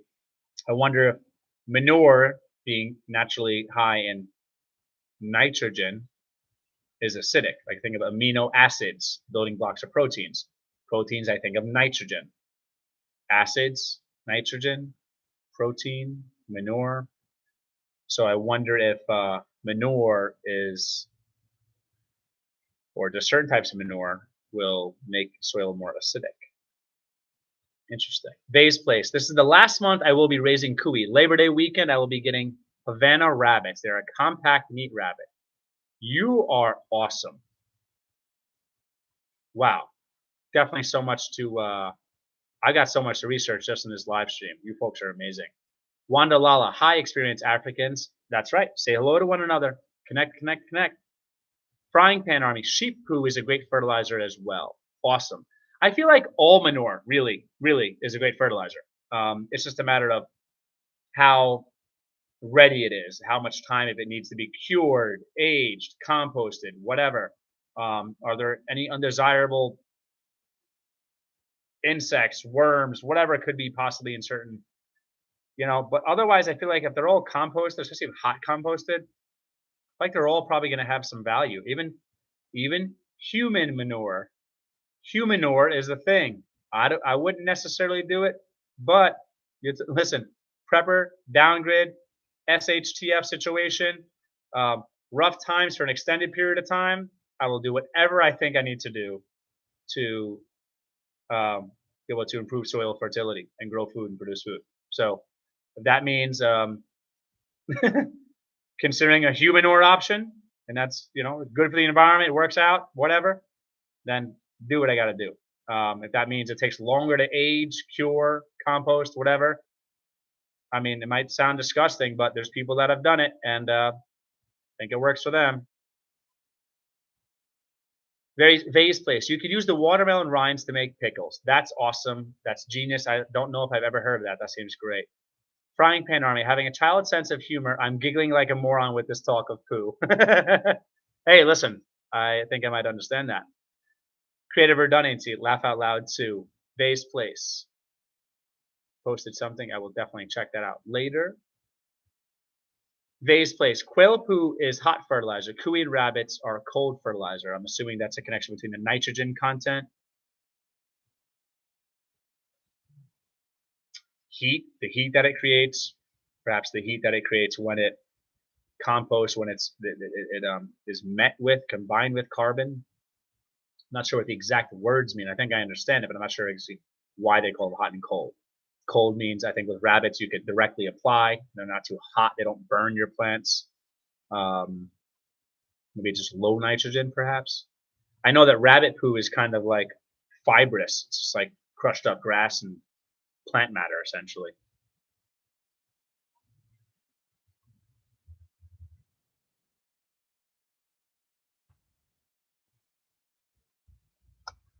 All right. Jeffrey M. Blogs, what do you think of mushroom manure as a fertilizer? It used to be very popular. Jeffrey M. Blogs, I believe I've heard of mushroom compost. I'm not sure mushroom manure. Maybe that's the same thing. I've heard it's great. I know people, some neighbors of ours used it, and they seem to have a great, successful garden. Just organic matter. I think it's great. The mushrooms in general, the teeth of the forest, they break down wood. They could just, mushrooms are like a whole different world of research and awesomeness. The mycelia, the networks that they create, and how I believe the world of science is actually studying mushrooms to like break down things that might be harmful to the environment. I think. Don't quote me on that, but mushrooms are just awesome. Songbits Laura, hello holistic in chat. Hello, hello, hello, welcome. Songbits Laura, awesome supporter. Really, definitely stop by. Check out their channel, show support. You folks know the deal. Connect, connect, connect. Once you connect, watch some videos, comment, show support. Vase Place, I go live in 8 hours. All right, well, if I am awake, I will try to stop by. Not sure if I will be awake. I'm up kind of late. Still have to go home. It's going to be a late night, but if I am awake, I will absolutely show support. Folks, Vase Place is going live in 8 hours. If you are awake, if you are up and about, Stop by and show support. Let's stop by and show some love if you can and want to. Vay's Place. Hey, Laura. Lucy Warren's World. Hey, Laura. Creative Redundancy. Hello, Laura. Frying Pan Army. What's up, Laura? Wanderlala. Amazing. Songbits Laura. Hi, Creative. Songbits Laura. Hi, everyone. Hello, hello, Songbits Laura. Again, folks, awesome supporter. Great channel. Stop by Songbits Laura. Stop by their channel and show support. Mike's Chaotic Gardening. Welcome, Mike. Thank you so much for being here. Mike's Chaotic Gardening. Awesome, awesome channel. Great supporter. Seems like a really cool guy. Seems like a nice person. Knowledgeable, making things happen. Let me give Mike a wrench. Welcome, Mike. Welcome. Welcome, welcome, welcome to my first live stream. Therefore, our first live stream. This channel is mine and my wife's channel. This is our channel. All right, Mr. Mike, you have a wrench, I believe. Goat poop's great, cold. Interesting. Yes, Vay's Place. I think hot fertilizer can burn your plants. Cold doesn't need to be composted or aged. That's pretty much, I think that's what I said. That's what I was trying to communicate. I think that was my understanding. What I don't understand is exactly why they use the terms hot or cold, and that's just connected to nitrogen and what it actually means to burn the plants. Might be overthinking this, but I want to research that more. But yes, I think that makes sense. That makes sense. Songbits Laura, so nice. Oh, my hand is messed up. I can't type much, but watching on TV. Thank you. Thank you so much for being here. 36 thumbs up, 36 likes. Thank you so much, everybody. Songbits Laura is a great supporter, folks. Great supporter. Frying Pan Army, dang. Hope your hand heals well and soon, Laura. Frying Pan Army, you are very kind. Mike's Chaotic Gardening. Also, hot poop often contains things like salmonella that can harm you. Needs to be cooked off from heat of composting. Cold poop usually doesn't, mostly grass, etc. I believe I understand that, and I believe I agree. However, I'm a fan of hot composting. I like hot composting, but I believe when you get into like bacteria dominant, fungal dominant, cold, like kind of low and slow composting, I think they both kind of achieve the same thing ultimately in time. I like the idea of hot composting because I believe it can denatured, volatile, unwanted compounds. I believe there's a lot of stuff. I'm not going to get into it too much, but I really like composting. It's very interesting. I've heard that composting can kind of mitigate or halt the negative effects of salt in soil or in compost.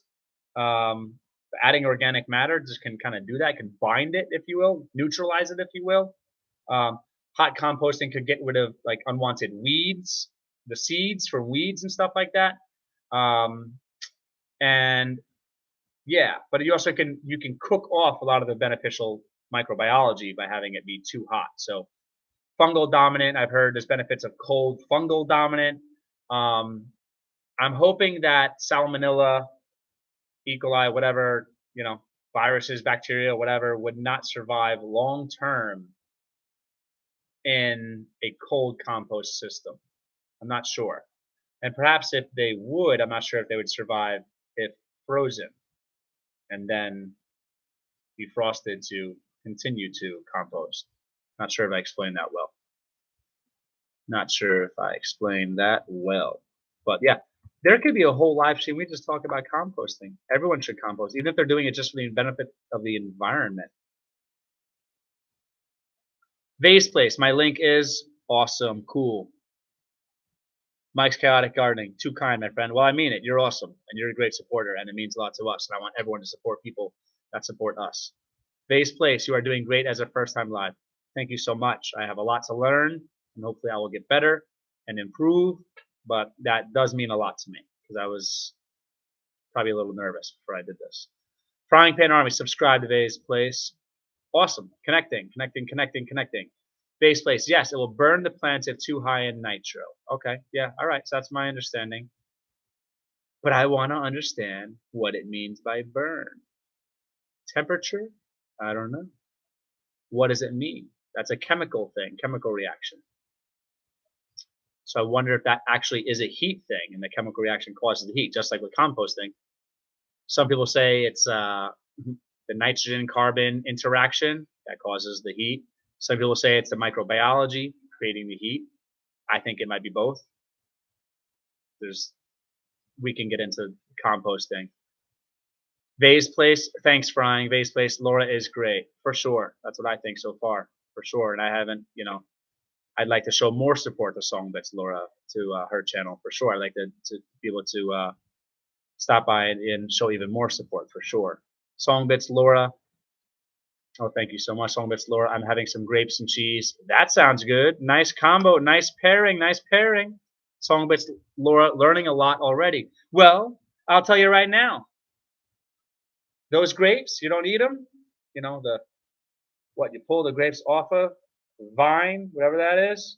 Compost it. The cheese, compost it. Yes, you can compost. You can compost everything.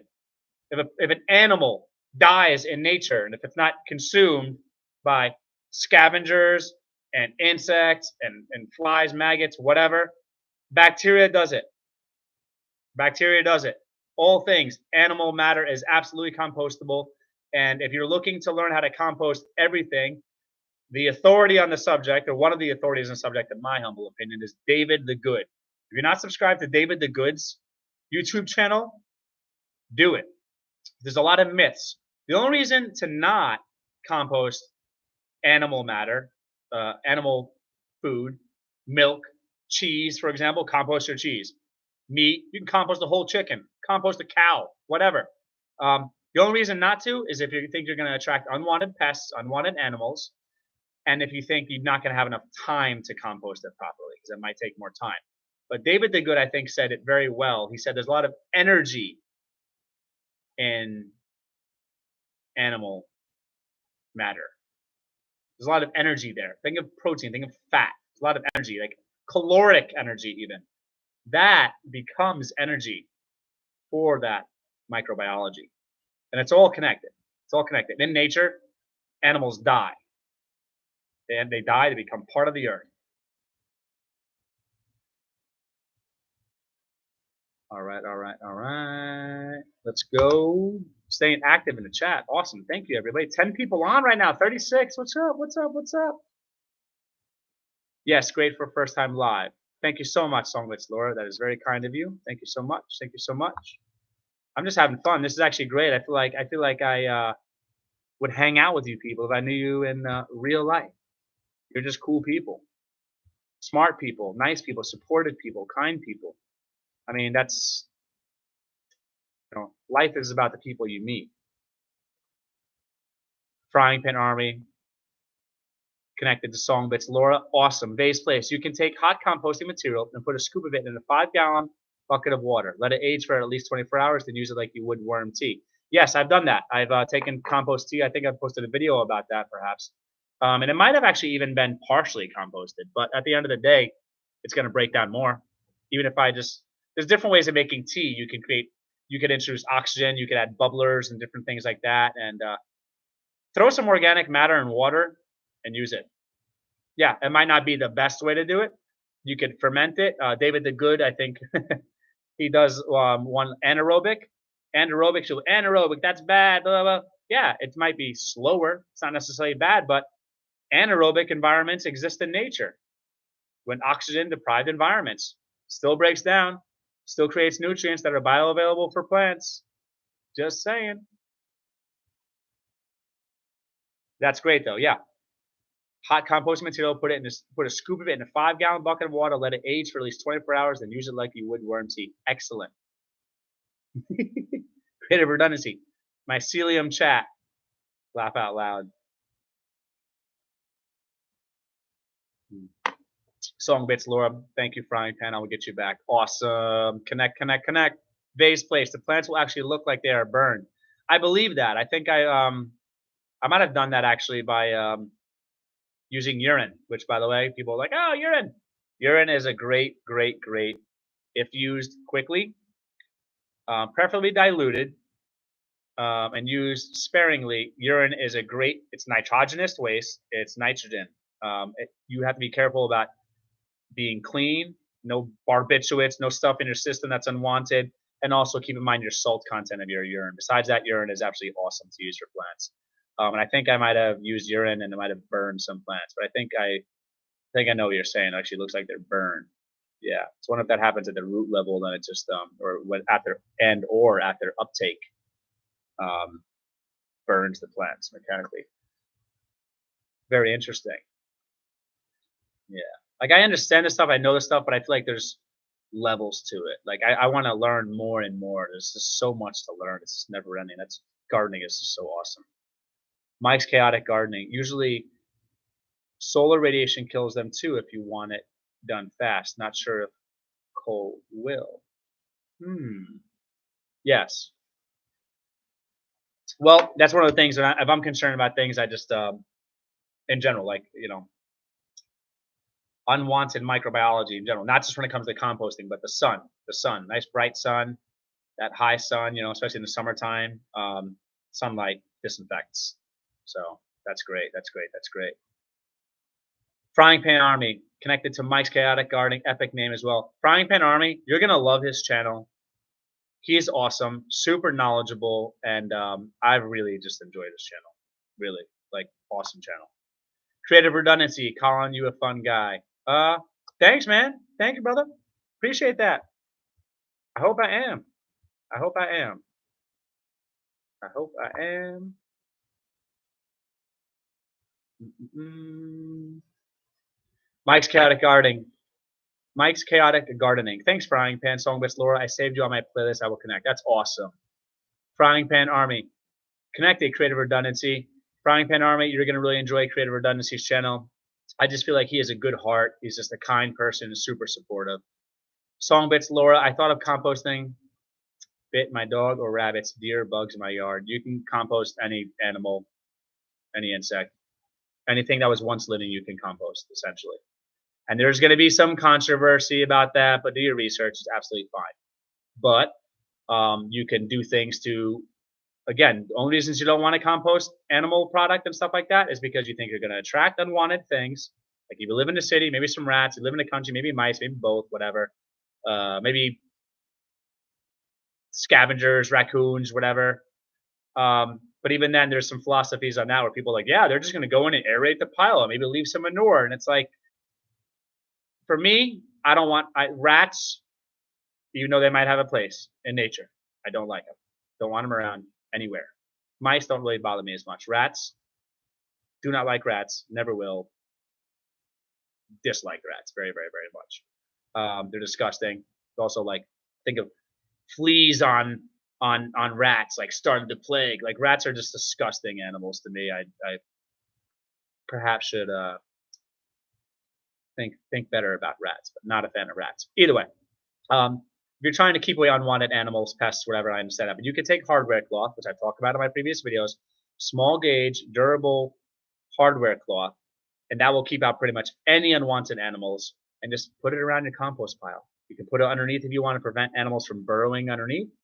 You can put a tarp over it to cover it. You have a fortress. You have a secure area to cover your compost. And if you want to protect it from the sunlight, which you should do for certain composting situations, cover with a tarp or something, you're good. Throw whatever you want in there. To prevent the unwanted animals and or insects from showing up, cover it with carbon. You're covering up the scent. It might not work perfectly, but you will hopefully make it less attractive to pests, animals, unwanted pests, unwanted animals, whatever. Vase place. Be right back. Need more coffee. Cool. Mike's Chaotic Gardening. Only thing I'd worry about is raccoons, etc. Just very deep. I kind of might have. I just saw the just very deep part before. I think. I don't even know if I saw about the worry about raccoons thing, but I might have not even read that even until after I said what I said. So we're on the same page. Yeah. Exactly what I was just talking about. Just bury it deep and or cover it and or get a system, a setup that will keep them out. Creative Redundancy. Hi, Pan. Songbits Laura. Well, thank you, Michael. Frying Pan Army. What's up, Creative Redundancy? Creative Redundancy. So. Laugh out loud. Vase Place back. Welcome back, Vase Place. Songbits Laura. Nice to see you, Michael Chaotic Gardener. Frying Pan Army. Welcome back, Vase Place. This is what I do with quail poo since I can't compost here. Interesting. I wonder what you do with quail poo. Creative Redundancy. Mike, you can increase the surface area to speed up the process of decomposition. Yes, for sure. I've become lazier in time. I like to break things up and stuff like that, but I'm going to come back to that point. Increasing surface area is great. It will speed up rate of decomposition. However, one thing I think that's not discussed enough when it comes to composting is texture. You're trying to create soil aggregates, different types of things, soil that hold on and clump together, and microbiology poo and waste, and insect poo and waste, and worm castings connected and combined with rocks and small particles, sand, silt, sediment, whatever, clay, all combined to get these chunks and clumps of soil with organic matter and all that stuff. Now, if you have one uniform homogeneous organic matter, it's gonna become like clay. Think clay. Boom, solid. Doesn't drain very well. Okay. You don't necessarily want that. Adding some biochar, some bones, like we compost animal stuff, leftover bones, we throw them in there. It helps break it up, helps aerate it, helps create these different, in my opinion, this is kind of a theory which I haven't really explored much, helps create these different enclaves and these different habitats for the microbiology, for the insects, for the earthworms. Like think of marrow bones, long, cylindrical, hollow marrow bones. I think that would be a great bug hotel, microbiology hotel, earthworm hotel for the winter, for dry season, to hold moisture in there maybe. Just some thoughts. Frying pan army. Use urine on blueberries. Lots of acid in that. Great tip. I think I might have heard of that. Vase place. 1 cup of urine to a couple of gallons of water. Okay, I might have heard different ratios. I just say add a bunch of water. Go for it. But yes, it's probably better to be more formulaic about that and more careful. Vase place. Rats carry bubonic plague. Don't like rats. Rats are, I dislike them very much. Hyacinth Super Vlogs. Hello. Welcome, Hyacinth. Welcome. Thank you so much for stopping by. Great supporter. Hyacinth Super Vlogs. Connect to their channel. You folks know what's up. Show support to everyone. Great community. Some great people here active in the chat. We've had awesome people throughout this whole chat. Awesome people. Hyacinth. Okay, I gave you a wrench earlier. Must have given you a wrench already. Awesome. Just making sure. Connect to Hyacinth Super Vlogs, folks. Songbits Laura, yes, that is the only reason I don't compost.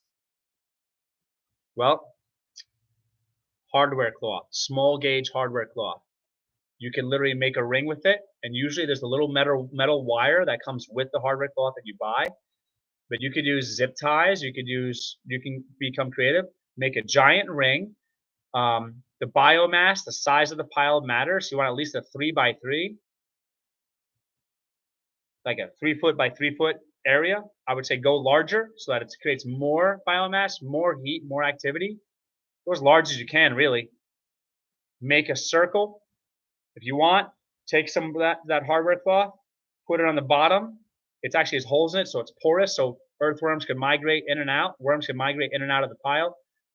Microbiology can migrate in and out of the pile. Put that on the bottom, and then if you want, cover the tarp. Nothing will get in there. I'm telling you, go for it. Compost is just amazing. It's fertilizer. And it could be free. You could add catalysts and stuff like that. Vase place. Hi, hey Hyacinth. Frying Pan Army. What's up, Hyacinth? Songbits Laura. Hi, Hyacinth. Frying Pan Army. Connected, Hyacinth. Awesome. Songbits Laura, you want to watch and leave messages also, or don't stick frying pan, just can't hit the button. That's a great point. Songbits Laura, you want to watch and leave messages also, or the don't stick frying pan, can't just hit the button. That's a great point. I'm not sure how true this is. Please let me know. That you have to watch. I'm not sure if it's just long form content to stay connected, but 2 to 3 minutes or something like that of someone's video or videos in order to have the subscription stick. and slash or to stay connected in the sense that you will see their content showing up in your subscription tab. I'm not sure how that works. I'm not sure how much truth there is to that, but I try to do that anyway. I try to watch people's shorts. I try to watch their long form content when I can, even if I'm not, if I'm busy, if I'm active, just have it playing, jump back in, comment, show support. Help them with those watch hours too. That's also nice. Yes, me too. Creative, Wandalala, Sis Hyacinth, Frying Pan Army. That's all right, Laura. You can connect whenever. Heck, you don't have to connect to me at all if you don't want to. Hyacinth, Super Vlogs. Thanks. Okay. Base place. Don't forget to keep your compost moist. Yes, super, super important. I've heard it. The microbiology described as essentially aquatic creatures. So moist, at least, I think, not soaking. So essentially sitting in water. That could create problems and perhaps like fermentation and or just rotting anaerobic atmosphere, which again will still break it down. It'll still break down, but moist for sure. Turn it, increase oxygen. There's definitely cool ways of doing that.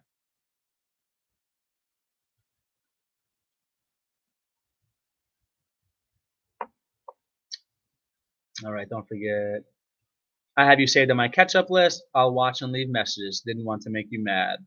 Cool. Base place, 3 minutes or a couple of shorts. Okay. Yeah, a lot of times I also try to watch more than one short, like 1, 2, 3, 4 shorts. And I genuinely enjoy a lot of the content that you folks put out and other people that we're connected to put out. So I like watching them. Songbits Laura, they take them away. Yeah, Songbits Laura is just trying to throw some advice out there, which I think is great. And a lot of people don't know. So I think it's also great to, it's not great to not assume that everyone knows things because not everyone knows things. And I'm learning and I didn't know things like that at one point, and I'm still learning myself. Dibbin, shorts are fun. Shorts are fun. Shorts are fun. It's approachable for a lot of people. Sadly, this is, I'm going to call it sadly, I think people's attention spans are just decreasing due to a reason or reasons. Perhaps a purposeful agenda by the powers that be, media, trends, just there's a lot of reasons why. So the reality is I think people have shorter attention spans than they used to in the past. That being said, that's the market, or that's the that's what they're focusing on. That's what they're focusing on. And it's great because it's also nice. It's entertaining for me. I don't, I like long form content very, very much. And it's great, especially for educational stuff and do it yourself things and just perhaps watching and or listening to a thing or things that are relaxing. Great. Sometimes I just want to jump around on a bunch of shorts and just watch a bunch of different things in a short amount of time. So they are short. And they're great, and I think it's a great way to connect the channels and stay connected because it's not a huge commitment of time. You can watch a whole bunch of shorts, you can connect to a whole bunch of channels and show support in a short amount of time. So I think that's great. Songbits Laura. Okay, Army. Good. Like your name. Cool. Songbits Laura. Oh, I'm learning too. Yeah, I have so much to learn. Frying Pan Army. Thanks a ton, Laura. Creative redundancy. I did green onion shorts and got 1.5 thousand views. That's awesome. That's awesome. That's great. Base place. Every day you should learn something. That is what I try to do. Absolutely. And that's what it's one of the things life is all about. Sincerely. That's how we grow. That's how we grow. Dibbin, agree. Songbits Laura. Yes, shorts are cool. Folks, I do not want to wrap this up, but I think I'm going to. I've got got a few more things to do here at the business before I go home. It's 1:40 a.m. I stayed here longer than I wanted to. And I don't mean that in a bad way. I mean that in a good way because I enjoy this live and I sincerely appreciate all the support. You folks are awesome. This support means a lot to me and it means a lot to my wife. It means a lot to our family. And we really want to hit 1,000 subscribers. We really want to get our watch hours in line. And it kind of goes hand in hand, or I'm not sure which thing comes first. The more we want to grow the channel so that we can have more time to invest in the channel and create better content. I've got a lot up here I want to share with you folks, a lot of opinions, a lot of information. My wife has a lot of information, a lot of opinions. And the best way for us to share that with you folks is to get support. And being monetized with absolute support. If I could take more of my discretionary time or limited time and delegate that, direct that towards I really enjoy YouTube. I mean, my wife will enjoy YouTube if she gets more involved. I think she does like the idea of YouTube. She just has been so busy. Um, I think she's really gonna love it. She did a great job with one of her videos, and I thought the content was just great and the information was great. I just think she's gonna just really enjoy it as well. This is something I enjoy, and I think my wife will really enjoy too. But in order for us to do it, we need support, or support would be great.